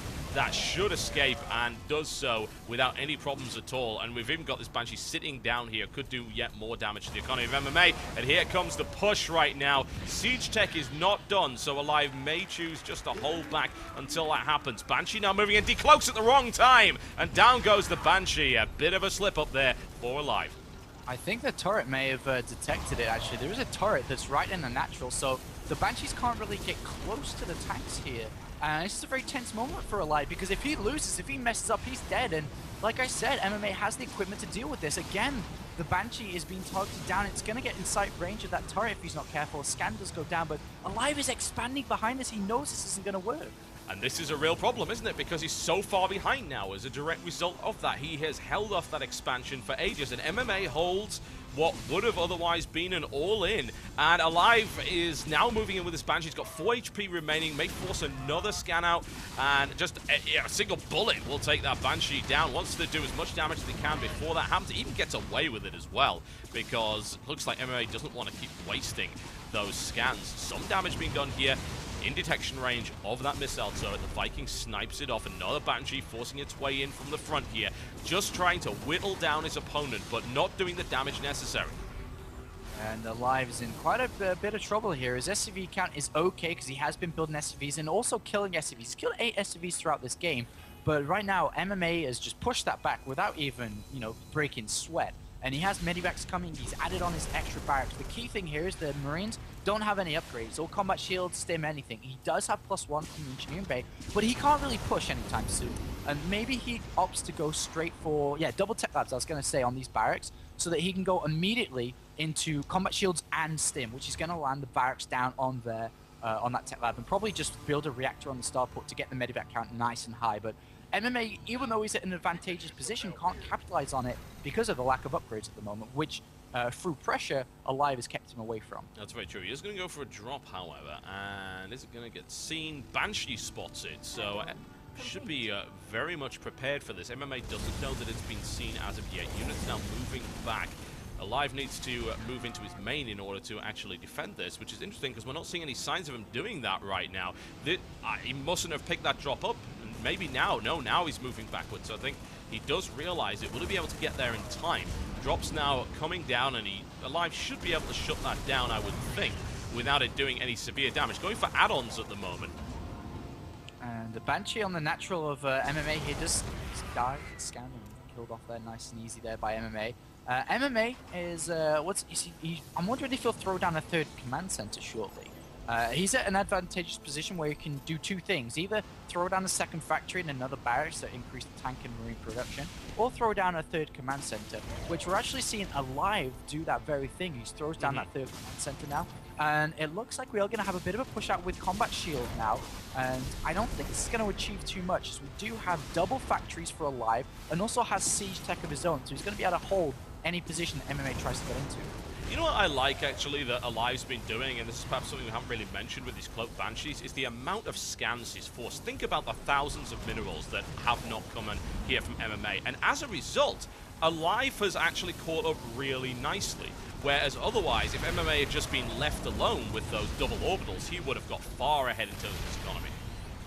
3 Marine drop into the main, not gonna do anything here, MMA, not sure what that's about. It does give him, well, it does give him vision with that siege tank. Actually forces a lift on that factory there. Yeah, that's true, it does give him vision, but the Marines inside don't do anything here. But I'm still wondering what's going on. There's no command center, there's no additional production thrown down by MMA. Actually throws down Engineering Bay and Armory to continue upgrading, but nothing other than that that's really given us any idea to what his plan is here. But Alive is in a great position now. I mean, he was in a bad one, but as you said, he has caught up quite a bit through the scans that have come down. But he has a 3rd base down, which is so important. Yeah, he really, really does. And Alive continues to be a pain in the arse with those Banshees. Eventually eliminating Alive, force himself forward. Can he get the tank? Yes, he can do that. A nice little stim there by Alive. And MMA's units, of course, no stim, no combat shields on them yet.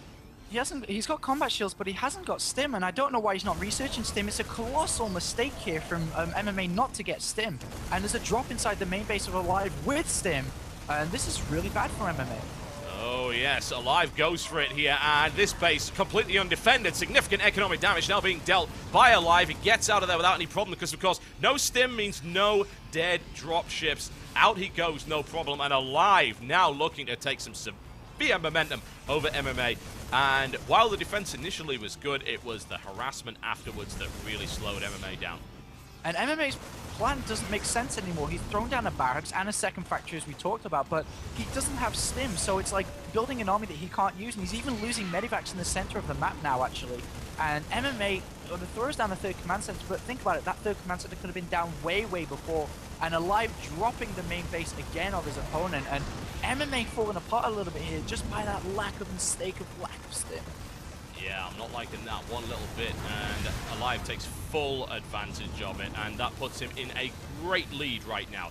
Alive now trying to take some map control. Big engagement looking to happen here in the center if either of them decides to commit to it, and Alive would have the edge if that were to occur. Thankfully, MMA runs away and decides, no, I don't want to actually get in there at all.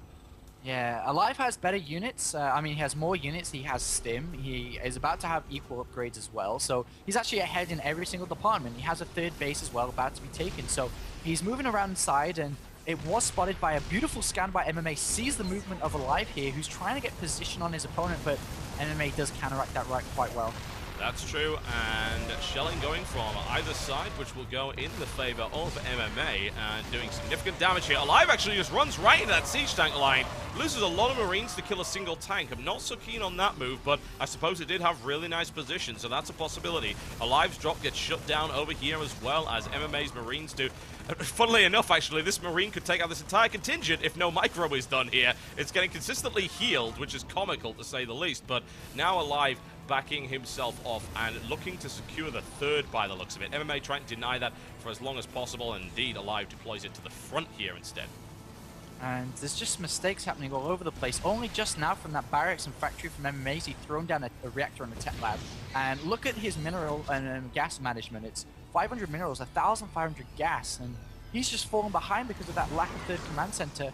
He is, starting to take his own 3rd base now, but it's so far behind Alive's, and MMA is just not quite up to par with Alive right now, who is doing excellent. He is ahead in upgrades. That's one advantage MMA does have. +2 armor, +1 attack, working on +2 and +3. That's very, very true, but here we go. MMA's got to do damage somehow. The question is, how does he do it? He's going to get that medevac maybe for free, but no, Alive actually moves away. There's the stim and the elimination of the medevac, so just a nice little pickup there, but MMA's got to do something significant, something to actually change the game, because Alive is pulling ahead once again. That said, Alive just can't sit on his laurels either. He is going to do damage to MMA, going to try and prevent 3rd expansion, but that's already, well, at least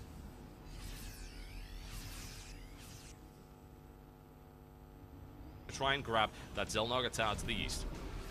There is a drop coming in from MMA on the left-hand side now, but it will be greeted by about 12 Marines in a tank, so it will get shut down very, very easily here.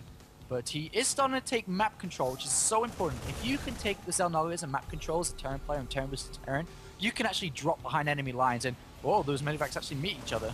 Yep, and that actually proves to be unfortunate for MMA because he does get shut down. He doesn't lose the drop, thankfully. Very quick reactions there. And Alive actually deploying over here while a large force of MMA tries to flank up the right. Doesn't gain anything. There are undeployed tanks here. There's a possibility of that happening. But Alive is trying to find an edge and not getting it. MMA drops directly on top of a large contingent of tanks and is able to do some damage. Takes down 1, 2 tanks. Looking for a third and a fourth. Really nicely played there by MMA. That might be what he needs to break this line. He gets a good siege tank position here as well to smash down yet another tank. MMA could smash the left flank right now. He's going to smash the right. Well, it depends which way you're looking at it, I guess. MMA does have quite a large set of units on the right-hand side here. And Alive has to be so careful not to be over-committed on one side, not the other, because as soon as that happens, MMA will overrun on one side and take the advantage in this game. Alive, though, running into siege tanks. What? I don't rate that maneuver. I really don't. MMA holds that very, very nicely indeed. What it gave Alive a chance to do was to deploy more siege tanks behind that. He sacrificed a lot of Marines to gain position, then did a little drop. So MMA does take some damage. I guess Alive's thinking it was a worthwhile sacrifice. It did push MMA back a bit, and that tank force is nowhere near as strong as it was previously. Yeah, it's currently 12 tanks for MMA versus 11 for Alive, and MMA knows he's holding a great position with his Xel'Naga Tower and Viking supporting it, that he's able to move units freely up the top right-hand side, and there is a drop on the bottom side now for Alive, which was spotted by a Marine, and Marines of MMA are stimming. Will they get there in time? They might. In the meantime, he's dropping on top of the tanks of Alive, and it looks like they're all going to get obliterated as well. Doesn't get the stim. Alive going straight for the main here. Eats some fire from that missile turret, but the siege tank line somewhat disrupted here by MMA, not broken. And MMA is just bringing and kind of splitting his opponent in so many different angles now, and MMA has an awesome position to break the natural. Great. This is absolutely fantastic here for MMA. Pushes himself forward once again, picks off some air units as well. Now going to move back into the siege tank line. Does he have enough tanks to stop that many Marines? Great split here from Alive. Another deployment gets the concave here, but the Marines resist the majority of that. The siege tanks start to obliterate that Marine line, but look at the number of tanks now being deployed for Alive, and he smashes this attack into tiny little kibbles and takes that position again. And those upgrades really did shine through there for MMA, because Alive didn't quite kick in until that very moment, and that really did keep his Marines alive and therefore his tanks alive longer too. So even though that could have gone a lot worse for MMA, it went really well because of those upgrades. But now things have equaled themselves out, and MMA looking to drop again, but has to be so careful if Marines are around. Such a strategical, slow play this game. Awesome. Oh, yes. Yes, indeed. Marine tank versus Marine tank, and MMA proving once again why he's the master of this. He is winning more engagements than Alive and slowly wearing him down. He is caught up again in terms of his economy. It could not be more equal. 55 SCVs, 255, both on 3 bases at the moment. A small drop here from Alive into the natural, moving to be intercepted. MMA should shut that down without too much of a problem at all. MMA slowly creeping forward, has the Xel'Naga on the left flank, which allows him to eliminate this sensor tower and gives him that edge. He also has air superiority. He's the only one with Vikings right now. Yeah, it's so neck and neck. One mistake will cost them the game, and Alive moving to control the right-hand side of the Xel'Naga Tower and will take it, but MMA already waiting there in a big stim, but a wasted stim nonetheless. Definitely, yeah. MMA did a lot of damage with that, and he's going to lose this tank at the front here, but it's totally worth it. Totally worth it. He's not worried about that one little bit. And it's just a very small amount of control here for Alive on this tower, and he took a lot of losses to gain it. In the meantime, MMA is slowly creeping forward, and this is looking very, very equal one way or the other. Vikings close on each other, and could that duel be any more equal? Which Viking dies first? It looks like it's going to be MMA's that goes down first here. Ooh, man, this is ridiculous. It really is. It's so close. Oh, those Marines just kind of walk to their death. But it's like a game of tug-of-war right now. Whoever loses position on the right or left side loses their third base, because that's what's on the winning side of it. Rather than a puddle of mud, it's actually a third base from either of these guys. So they're so tense right now in holding these locations. MMA is setting up a fourth base finally down on the south side, and likewise, Alive does have a fourth base inside his main, but he has a big squad of units here. Is he going to drop the main potentially? Well, it's been spotted already by MMA, so I don't think he's going to do it now. It would be a little bit risky. MMA gets the quick drop right here on the tanks. Can he eliminate it? He takes out one, and that in itself is great. Looks to try and get position here, but Alive coming around the flank makes that impossible, and a nice bit of tit-for-tat warfare. Artillery salvos coming in from both sides, slowly gaining position on either side, and the tanks of MMA eliminate a large number. Here he goes once again. Those are undefended. Needs to bring those Marines in immediately, otherwise this counterattack is going to break at least one tank, maybe even more than that, and a drop behind the lines as well. Able to do a little bit of damage to the main base, and Alive is all over the place right now. MMA focusing entirely on that right flank, not able to push forward on the left. Yeah, Alive starting to break down MMA a little bit here, and Alive is fully upgraded, but is it going to make a difference? It shouldn't do. Even though he's got better upgrades and a medevac there are a few more Marines inside the main that, and he has to turret that up, but still neck and neck right now. The majority of forces for Alive, though, are on this right-hand side. He's going to try and crush these tanks, and he can now. Oh, he goes for it, and he really, really can. Looks for the deployment. He actually just ram right into that, and that is the right flank completely collapsed, which leaves this third base completely vulnerable, and MMA knows that. He pulls back. Gonna have to rely on this, but Alive's already there, going straight for it. No planetary fortress, no defenses, and no way to stop that damage from coming in, denying yet more mining, and in the meantime moving in again from the right flank to try and crush MMA. And this is amazing positional play right here from Alive. Gets the concave, smashes the tank line. Yeah, and finally in this game, Alive has broken the lines through a 20-30 minute game of tug of war. He has broken the lines and now has kept MMA away from that third base, has taken it, now has position into the main base, and that's the secondary prize you get, is you're able to drop the main base from this position. So this is such a great play by Alive, who finally, after such a tiring game, has broken through. I tell you, man, MMA might be the master of Marine tank, but Alive's got him beaten on this one. His positional play was superb throughout this entire game. Incredibly patient from an otherwise very aggressive player there. An excellent harassment at the start. It's now put MMA in a really tough spot. Alive has full map control. He can expand again if he wants. He's got the economic edge, and this is looking messy for MMA. He could still come back in his favor, certainly. We've seen comebacks like that before, but it's looking difficult. Alive's just everywhere. And he's about to drop the main base again. There are units here waiting for him by MMA. MMA, though, feels that if he can establish this bottom base, but the key thing here is, though, Alive is mining from the north base, the 1 o'clock position here, and that's giving him the income to continue Marine production.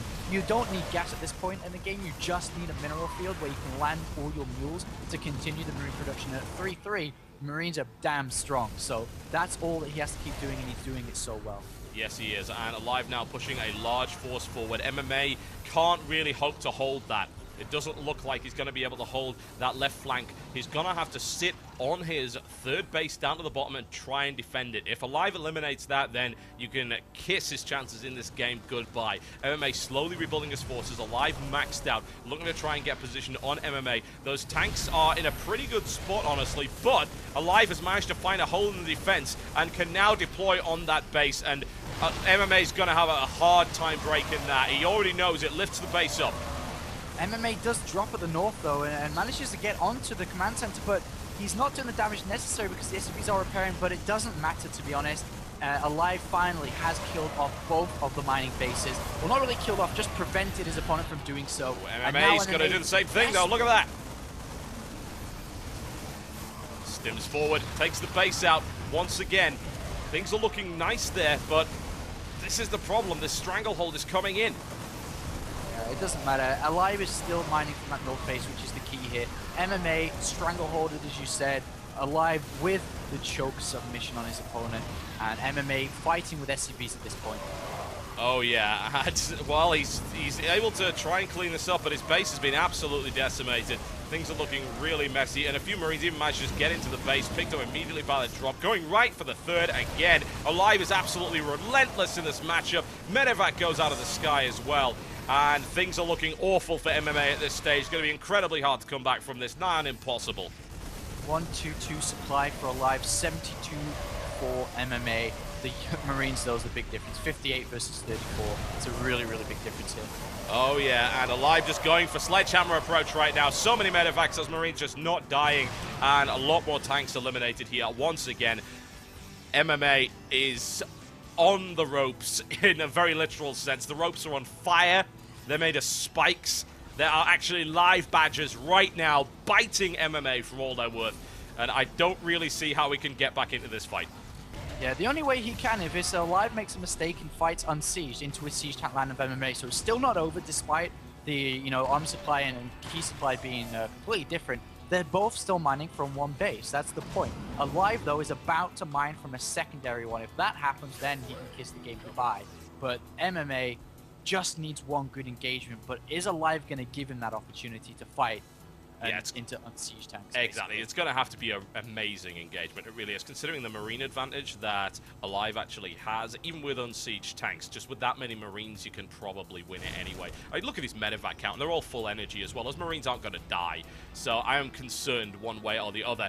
Alive looking for a flank, looking to try and find the dangerous area. He could just lift up and drop into the main and completely gut the production here. Yeah, that's a very good option for him to do, and if he does that, then MMA has to return back with these 5 tanks he has defending that location where he's mining from, and Alive walks in. It's a strategical set of movements from Alive to secure the win here, and he's more important just, well, kind of distracted by this drop here by MMA.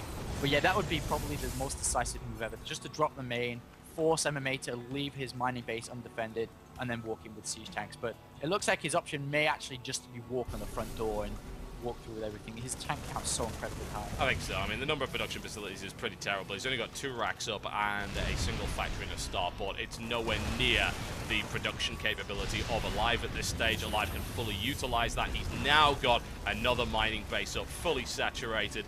This is only a matter of time now for MMA, I feel. Forced to lift this base once again, and this is just the time to bring down the hammer. Yeah, 200 supply now overall versus 86, and he's going to mine from this south location once again, MMA, but Alive has just pincered his opponent consistently. The amount of mining time is probably like 20 minutes different between these two guys. MMA has just been suffocated from resources the entire game long. Alive now, with his production he has, with the amount of reactors he has, is able to basically build 10, 12, 40 marines at a single time here, and already has a massive army on that left-hand side, which will kill this bottom location for sure. Yeah, that ain't gonna hold. It's not gonna hold. MMA gets obliterated on the left flank. That base is just doomed. MMA looks to get a position to defend it, but he can't get there. There's too many marines to actually position on it, and that orbital command is going bye-bye. We're I say medium distance mining here for MMA on this already almost mined out third base anyway, and Alive just needs to kill him at this stage. There's no way out of this, I feel, for MMA. He doesn't have the unity, doesn't have the production. Oh, and Alive is gutting every single SUV in the bottom left now, and that's MMA's economy down the drain. He's left with 10 SUVs. That's it. There's the GG, ladies and gentlemen. And 2-2 in this series, and what a great TvT this has actually been. So very good. That was a great methodical TvT we saw there through both lanes, going left, right, up and down, and it was really a great, as we said, a tug-of-war game there, and it was fantastic to see Alive slowly but surely pull his opponent down one way, then take an advantage on the other side, and Alive pulls through a victorious win, and that ties the series up. There will be a 5th game in this best-of-5. Ooh, and it's hard to call at this point because it was just the previous game that we were saying, oh, Marine Tank, MMA wins that every time. Evidently not. And as a result, it's really hard to see which way this series is going to go now. Yeah, and it really does depend on what the last map's going to be. That's the important map here for this best-of-5. I wonder what it is going to be. There's a 9-map pool here. We've obviously played 4. There's 5 remaining, depending on how the map was drawn. I can't wait to see what map is it going to be. Is it going to be an aggressive map, such as Antigua Shipyard? Are we going to see a more drawn-out game, such as Terminus? I really can't wait to see what map for this final epic best-of-5 will be. Yes, without question. It's looking good. Now, I have to wonder what's left, actually, in the map pool to actually choose. The maps remaining are Taldrum Altar, Antigua Shipyard, Terminus, Daybreak, and Metropolis. So those are the 5 maps remaining. Great TvTs on every single one of them, but different styles will be played on each one of them as well. So getting an invite, the next map is going to be Daybreak. This is perfect for the final map. Without question. Everybody loves a little bit of Daybreak. This is, well, no map has been short. It's funny because pretty much every single map we've played in the series has been around the same length. Belshire Beach, 39 minutes. Oh, yeah. Yeah, this is going to be great. On Daybreak, there's so many options, strategical options. You can be Oh, yeah. a 2-Rax player. You can cheese here. You can play straight up. You can play biotank. You can play mech here. Every single option in TvT is available on Daybreak. So I am so excited. Will Alive continue Marine Tank? Will he go ahead and say, oh my god, I just won a game where I was behind it. I tried all in my opponent. It didn't work, and I came from behind and won against MMA. Will I now play Marine Tank, or will I go back to Mech in the games I won previously? So the decisions, the thought process behind both of these players is phenomenal for this last map. It's mind-boggling, isn't it? It really is. There's so much going on all the time, and great decision-making from both of these players. Whew. Well, I think MMA is going to need a little bit of a break after that, but not too long. It should be ready to go momentarily, and we'll be going into this final game that determines who goes to the grand finals and who will be down to the bronze match. And it's impossible to call at this stage. Absolutely impossible. They are so close. Yeah, and both of these guys have such good records against Terrans within the GSL. If you remember the Super Tournament, MMA went to the semi-finals through beating, or through playing, should I say, nothing but TvT, Terran versus Terran. Alive beat MMA in the quarterfinals of the GSL in January, I think it was, January, February, in season number 1. So they both are just so good. Alive has been arguably, I mean, Autosis has said that Alive was considered one of the best Terran versus Terrans there is in Korea. But the ticker is ticking. The bomb is about to explode. The game is about to load. Ticker is in fact ticking, and it's doing what it's supposed to be doing. It's very important that the ticker is working, because God knows nothing else is.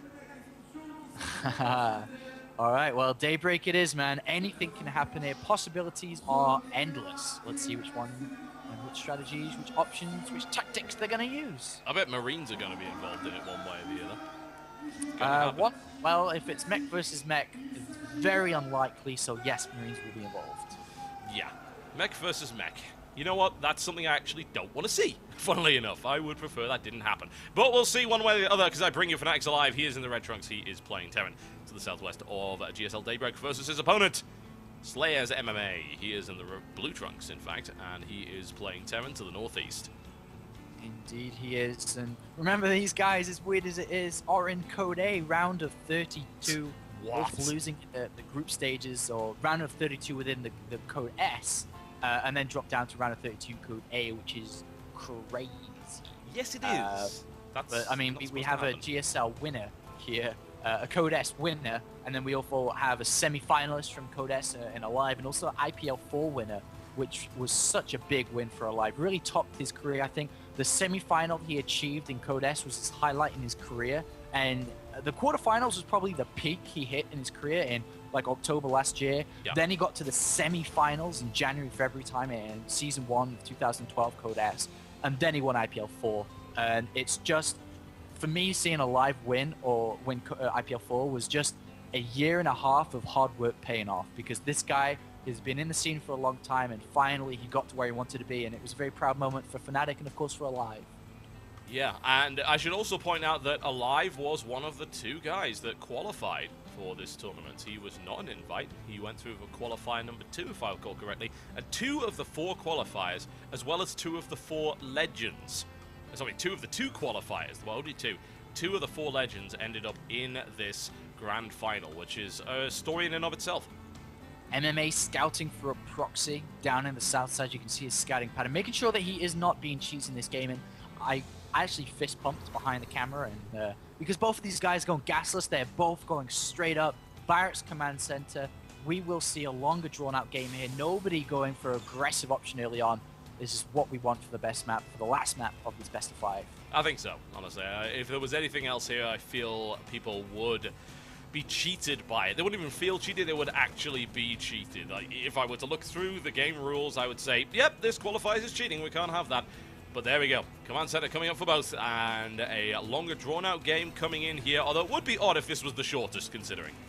Yeah, it would be, but it's not going to happen. Don't We think do so. have double gas down for MMA immediately after the single barracks and single marine were constructed. So he is immediately going to rush up to factory, and most likely the option here, and we're looking at player trends here, player patterns, is going to be Cloak Banshee from MMA into a 3rd orbital command center.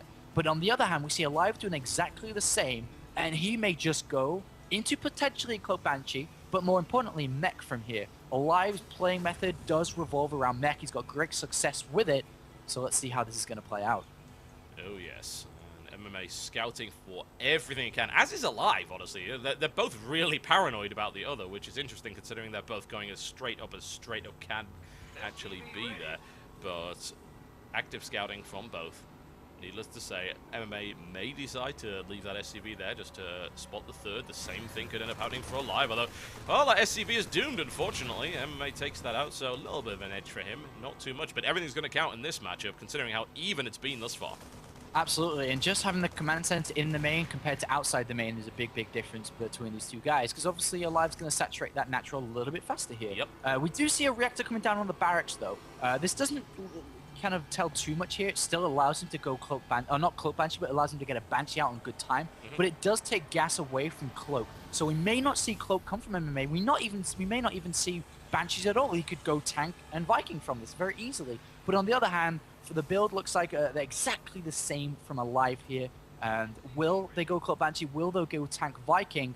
In these situations, knowing they've both expanded like this, I would not be surprised for Tank Viking, the more defensive option, to prepare for the Cloak Banshees. But it could also be Cloak Banshee. It could, yeah. And, well, we're definitely going to see a Banshee coming in here from Alive. I don't think there's any real question about that. The question is, what kind will it be? Will he go for Cloak? He's definitely got the gas for it, certainly. It comes down to now who scans first or who scans at all. Because if they scan, actually, an SCV from Alive gets in and doesn't quite see. Starport. Yep. Doesn't quite see. Nobody's scanned, though.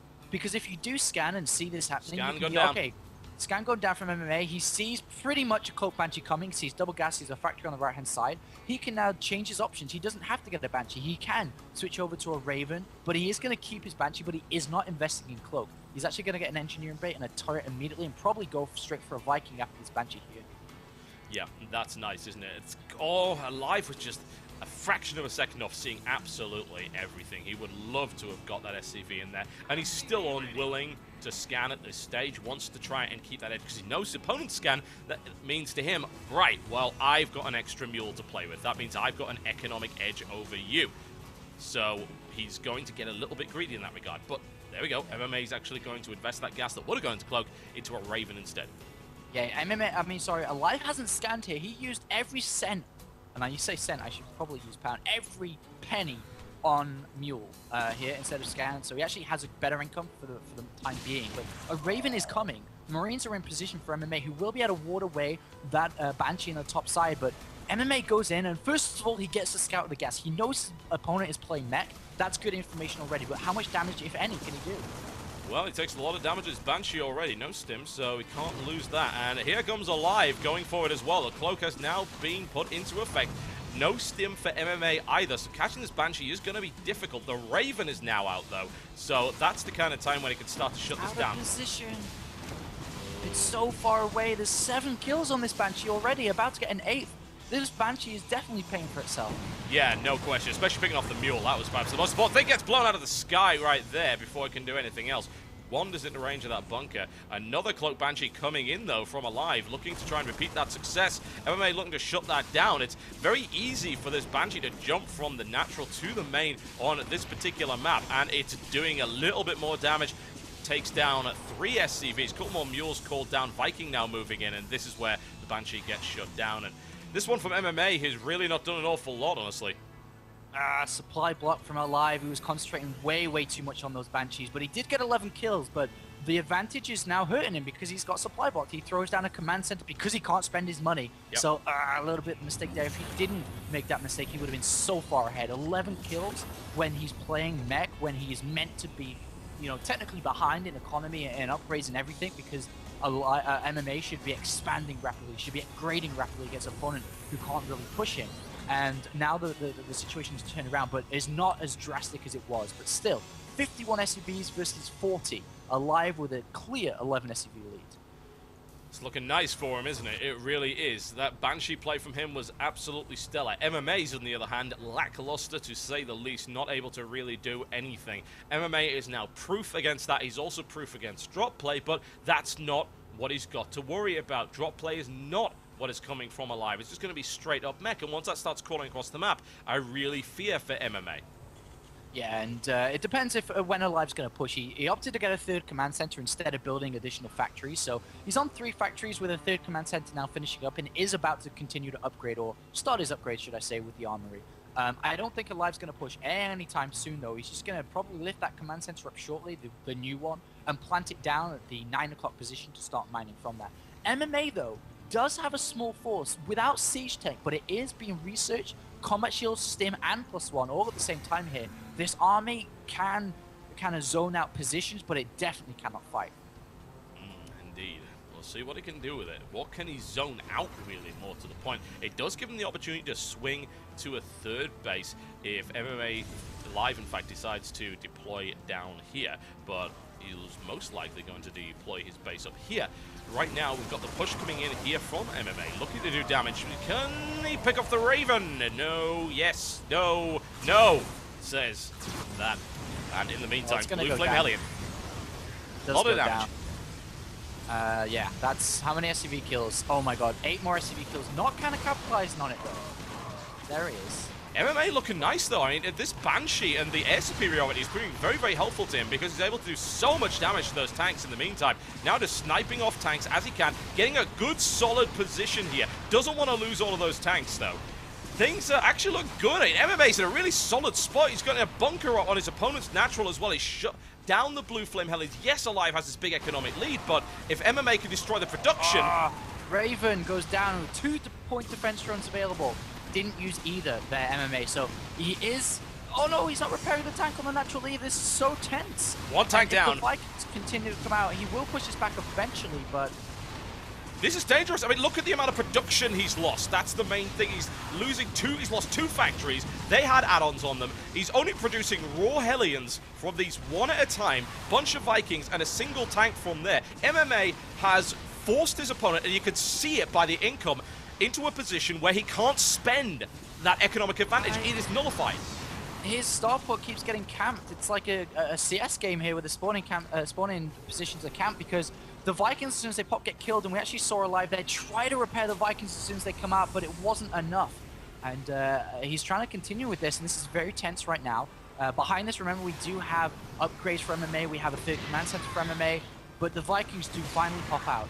If suddenly a Raven popped out of nowhere, because I'm not really looking in the correct way, then MMA can easily win this. But there's no Raven, sorry. But it's still okay. It's still okay if Alive can keep the Viking production up. The question is, how does he break this contain, really? Just with air superiority and pushing them back slowly but surely, it will be okay eventually. And MMA has to use scans if he doesn't have Vikings. Yeah, it's very, very true, but a lot of damage still being inflicted. MMA could expand behind this and just regain that economic lead over his opponent. He's got a good siege tank deployment, brings in another Banshee as well, which is going to prove to be extremely useful here if he can get it into a decent position. Missile turrets coming down as well, knowing that these Vikings are a big threat. Banshee gets gunned down pretty much immediately, and those Marines not in position to intercept the Vikings. And the Vikings, let's have a look at the count. 4 versus 0. About to be 6 and a second starport because he's so bloody damn scared, and he also knows he's about to overtake and kind of Vikings. He can actually start Cloak Banshees of his own eventually. Right now, the focus of Alive is to get MMA off him so he can expand, because MMA is holding him down in an awesome containment. And like you said, there's a 3rd orbital command about to be planted down in the center of the map. There's a 4th command center being built by MMA. MMA also is slipping up a little bit on his upgrades. That's the disadvantage so far that MMA has, or given himself. He needs to further his upgrades, which he will start shortly. But Alive has so many Hellions here. He does, and that could obliterate this Marine force here from MMA, and that being the problem with the mix there. He's thrown a few Marauders into the mix there as well, and MMA now being forced backwards, and Alive just going for it here, and he's just got enough Hellions to kill the tanks. There's just so many Hellions. And one goes down, looks for the second here as well, looks to try and get a good line. MMA actually gets a much better engagement there. The Hellions not really able to get good arcs of fire. There's the deployment, a couple more Hellions blown away as well. Takes the total down to 15. MMA continues to hold map control and establishes his 3rd behind it. And very shortly we will see double engineering, or second engineering and armory come up from MMA. But he has so many barracks, he has 4th command center. He just has so much production capability where he can overwhelm his opponent. But Alive did keep alive, pardon the pun. But the key thing is here that Alive is still in the game. He didn't die, and now he's able to pick up his third command very shortly here, momentarily, just a few seconds, to take a third base. He also has a very strong army, and that is pretty much strong because of the amount of buffering that Hellions will give him in this scenario. He doesn't have that many tanks, but he's got so many Hellions. That's so much damage needed to kill them before he can get to the tank line. But look at the army supply. It's so good for MMA, so many units. This is really hard to call, but MMA does definitely have the edge at this point. Can Alive establish the third? He needs to right now. MMA's already doing a fourth. He has a Banshee in the middle here, and he's trying to do damage, getting 3 SCV kills. Alive just trying to slow his opponent down. That was nasty, I've got to say. And yes, Alive may be able to slow it down. He can't kill that, though, more to the point. The tanks. Here he goes. And center. Oh, this Alive is really getting decimated here.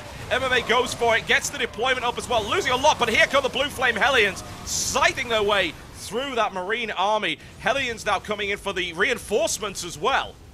Oh my god, the Banshee now, Club Banshee's doing a bit of damage to this tank. The Hellions in the center of the map, 2 by Alive, go to the economy of MMA and do get damage done here. 35 SCVs killed in this game. Alive is trying to keep in this game here. He knows he's behind. He knows he has to get a third base up, but well, he is slowing down MMA as much as possible. He really is. MMA is on fire in terms of economy and production. Yeah, he really is. His economy has been slowed down significantly. Wow, that was an opportunity that Alive really wished he could have taken. A big SCV train that could have been obliterated here. Once again, you pointed this out, and it's the most important thing. Alive didn't die in that attack. MMA's position has been lost. This gives Alive an opportunity here to push out. He has amazing air superiority. He's got a reasonable number of tanks. Obviously, his Marine count is terrible. I'm really scared about the Marauder count. MMA can actually just push forward and do... That tank line will melt, assuming that he can get past the Hellions. MMA's just got so much mobility here. He can let Alive's siege up here, and then he can bring the majority of his army around to the natural location here. So MMA are going to abuse the mobility as much as possible here. And that Cloak Banshee is doing a lot of damage here. He gets off a tank kill there. Yeah, I'm kind of surprised that MMA let it do that.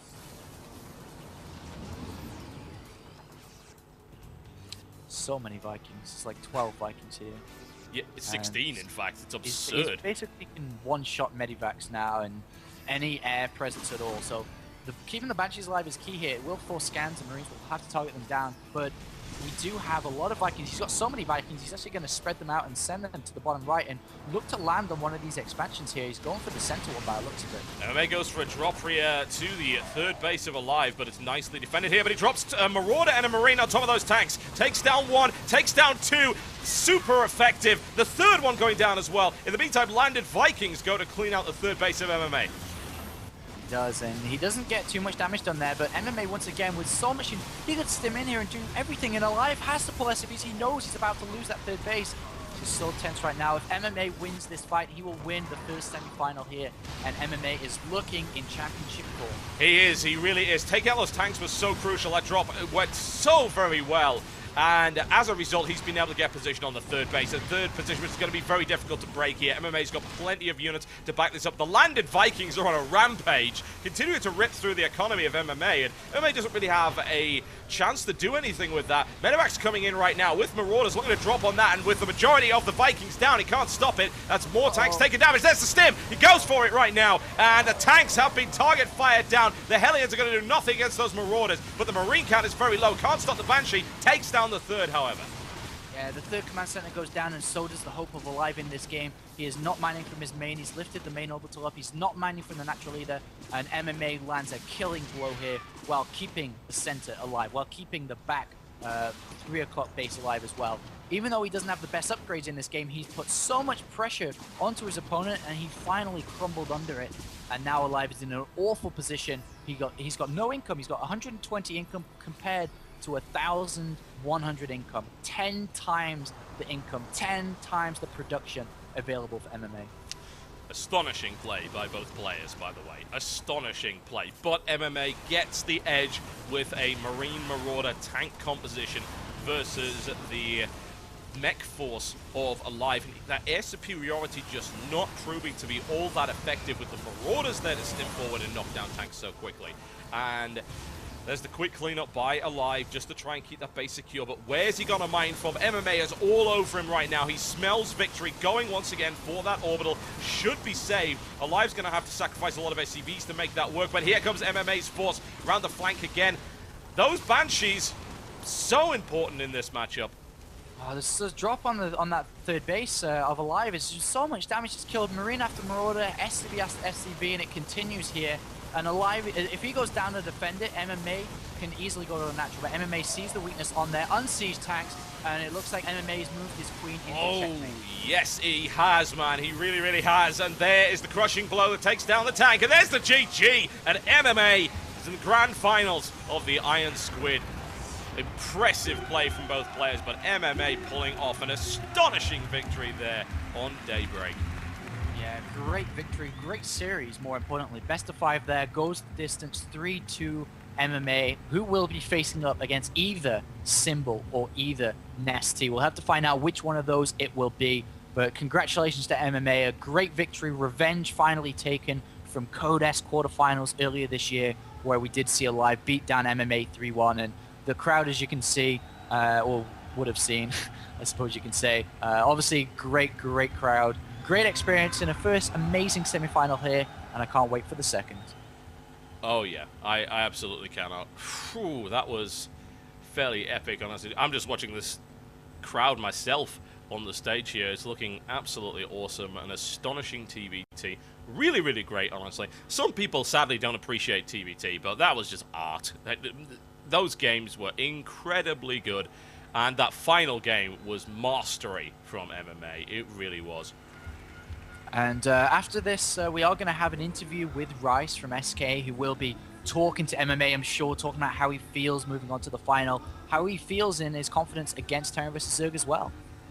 Yeah, that's very true. At the moment, I believe there's a French interview going on, but that's serious, man. That's some of the best TvT I've ever seen, and that's really to be expected. And you can see on the stream now that MMA and Alive are on stage. It looks like the French guys are talking to them. I do not translate in French. I'm sure that the interview will be translated in English for the viewers.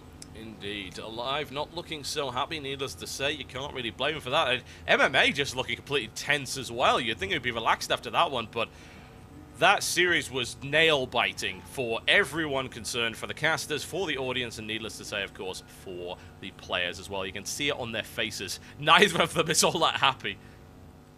Nah, not really. But MMA, still one game left before they can win. The entire of the tournament, we'll have to find out how that will go down very shortly here. Alright, well, looks like we're going to be going over to that interview with these guys right about now. So we are here with MMA, who just made it to the grand finals of the Ironsquid. He just beat Alive 3-2. It was very close. And actually, we'll ask him some questions how he feels and stuff, and I will try to answer them as good as I can. So 먼저 수고 많이 했고, 그냥 지금 먼저 경기 위해서 좀 물어볼게. 그냥 지금 너가 첫 번째 판에 그 다음에 졌잖아. 크라우 킹덤에서 그냥 실수한 거 뭐였어? 잠깐 내가 문장 먼저. So the first question is gonna be, first of all, I congrats him for his win against Alive. It was a very tough game, and I asked him actually what went wrong on the second map when Alive could like draw it to a 1-1.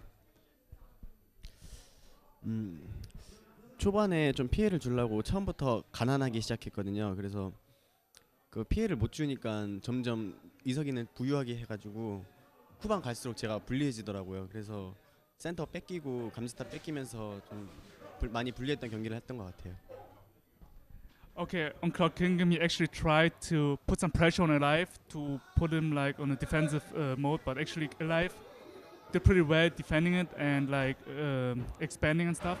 And after MMA lost like the middle, he realized that his strategy to play aggressive wasn't that good. Okay.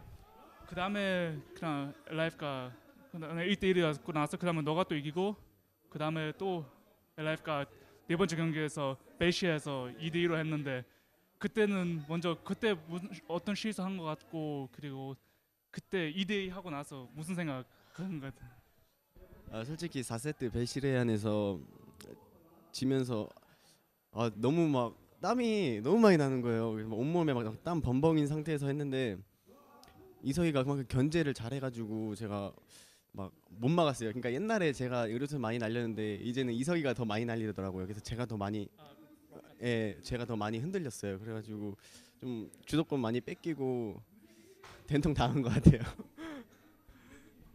Actually, at base year, like MMA was like it got really hot for him all of a sudden, and he was starting sweating and stuff. And normally, like MMA used to be the one who dropped a lot during the games and like was like all aware of the map, but seems like that Alive got better. Is better than him right now in dropping all over the place. So he was like everywhere, and he lost like so many SCVs during the time. So it was like it was really hard for him to handle that stuff. So the next question gonna be, I will ask him about the last map when he actually knew that he gonna advance and about his strategy why to use Bio vs Mac. 지금 다른 경기는 막 비슷하게만 했잖아. 뭐 바이오 둘이 다 바이오 하든지 둘이 다 메이크업 좀 비슷하게 했는데 지금 데이브레이크에서는 끝에서는 너가 바이오하고 이삭이는 메카닉 했는데 너 생각은 뭐가 더 좋은 것 같아? 그냥 왜 그리고 너는 왜 바이오하고 거기는 맥 쓰고 그 생각 그리고 너가 그 게임 하면서 언제 이긴 것 같았어? 그냥 언제 자신 나 지금 결승 올라갔다 그런 생각했어? 이석이는 여러 가지 준비를 많이 해온 것 같아요. 근데 저도 메카닉을 준비할 수 있었지만 좀 시간이 부족해서 바이오닉 위주로만 연습을 했고요. 그리고 마지막 세트에서는 진짜 지지 받아내는 순간까지 이겼다는 생각을 못했어요. 그만큼 많이 막 긴장되고 서로 막 이렇게 견제하는 상황이라서 그랬어요. So, okay, my question again was like I asked him how he felt about his last map on Daybreak and why he used actually the bio build instead of mech. He said that Alive was actually, he seems like that Alive had much more time to prepare. So, and MMA, he could have prepared mech as well, but he thought like he's better off with playing bio. So he just focused on his bio play. And I asked him actually when he saw that he gonna win that he made it to the finals, when there was a point where he thought, okay, now actually I have a big advantage, I won't give it up. But he said like till he saw the GG, he never expected to advance. Okay, so I'm gonna ask him now about the tournament itself, like how he likes it so far, and so that you guys know like how it is to come here to Paris and stuff. 지금 그냥 경기는 말고 빼고 지금 어제 여기 그냥 비행기 타고 여기 오는 거 어떻는지 그리고 그냥 대회 위에 파리 어떻게 생각하고 그냥 파리에서 어제 비행기 타고 온 거 하고 오늘 경기 했어야 하는데 괜찮은지 몸 관리 잘 되는지 그런 거 그냥.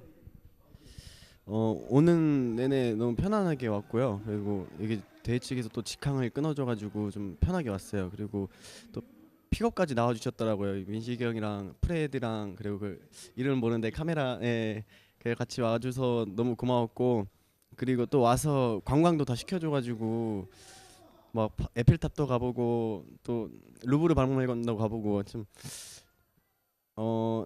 나중에 게이머를 그만두면은 할 수 없었던 거를 이렇게 해주신 것 같아서 너무너무 감사드려요.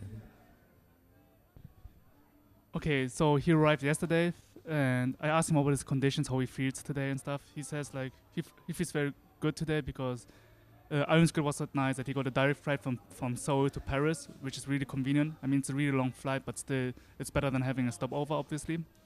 And because like actually yesterday we went like Frederick Gao and Nicolas, the camera guy, we went there and picked them up, so they were really happy that someone was there. And because the weather was like okay yesterday, it was I mean Europe is obviously like raining and sun is like always like 50-50, so we went to do some sightseeing, like going to the Louvre, to the Eiffel Tower, and that's something what the players really liked, because actually they could do something what they normally can't do when they go on events. They can't see like do some sightseeing. Yeah.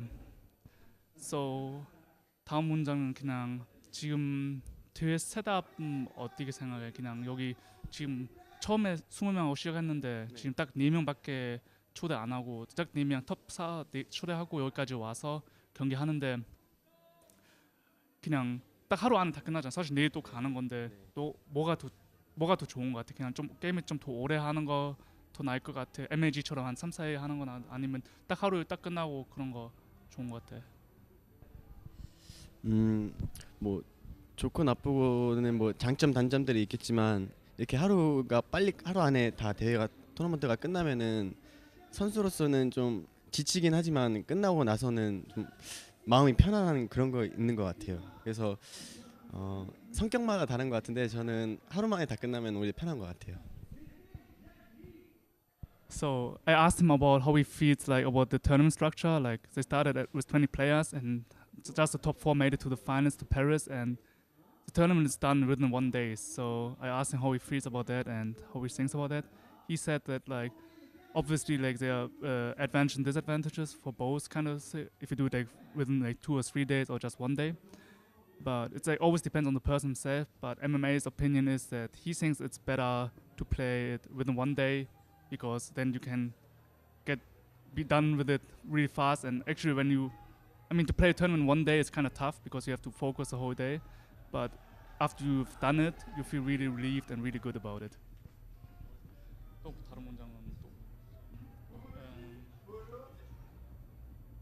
그리고 wait, I have to think about another question now. 지금 여기 와서 무대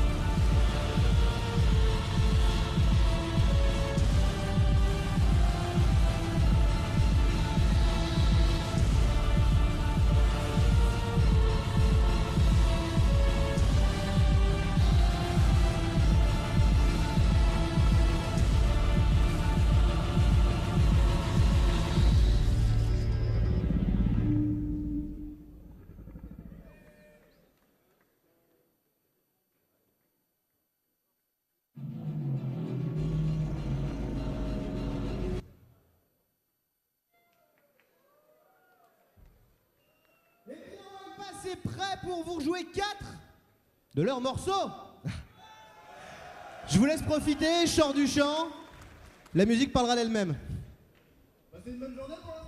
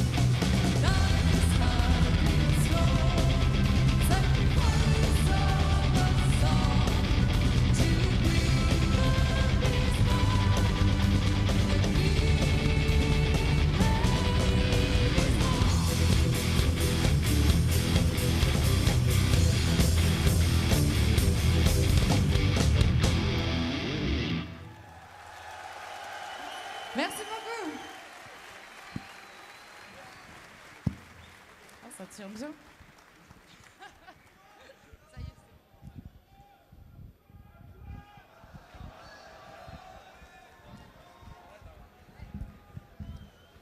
Merci. Le prochain morceau s'appelle Dive.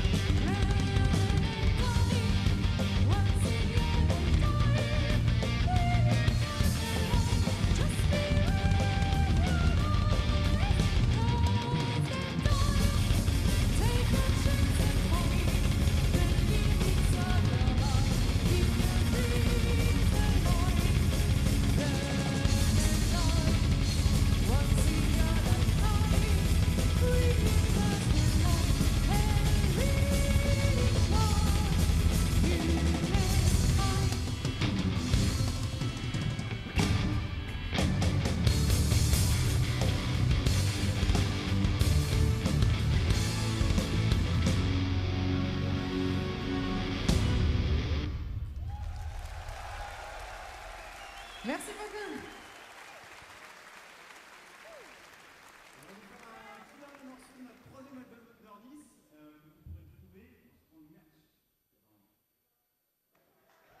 Si jamais.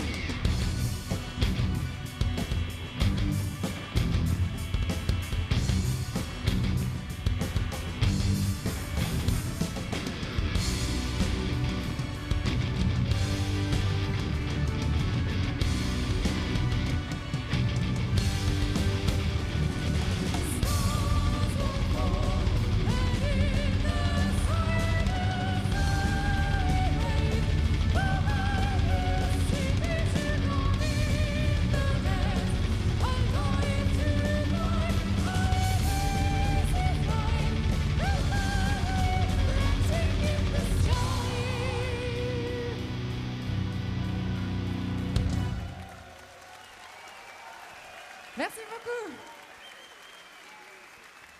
Merci, un grand merci à Ponfétude de nous avoir permis d'être parmi vous ce soir. On est très heureux. Mais un grand merci à eux.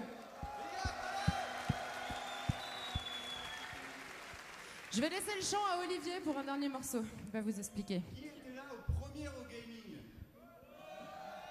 C'est tout? Faites du bruit! Vous vous souvenez peut-être du coup d'une chanson qui date de cette époque-là? C'était l'histoire d'un gaming tout bourré, tout drunk to die.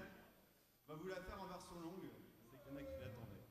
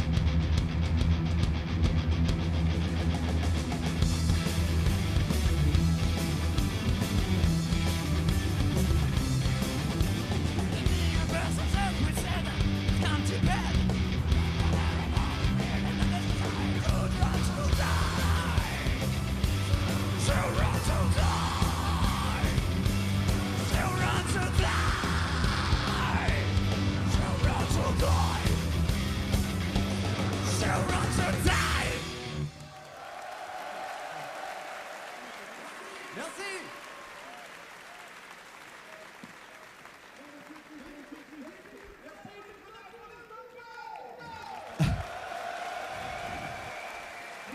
Bravo. Merci Wild Pass.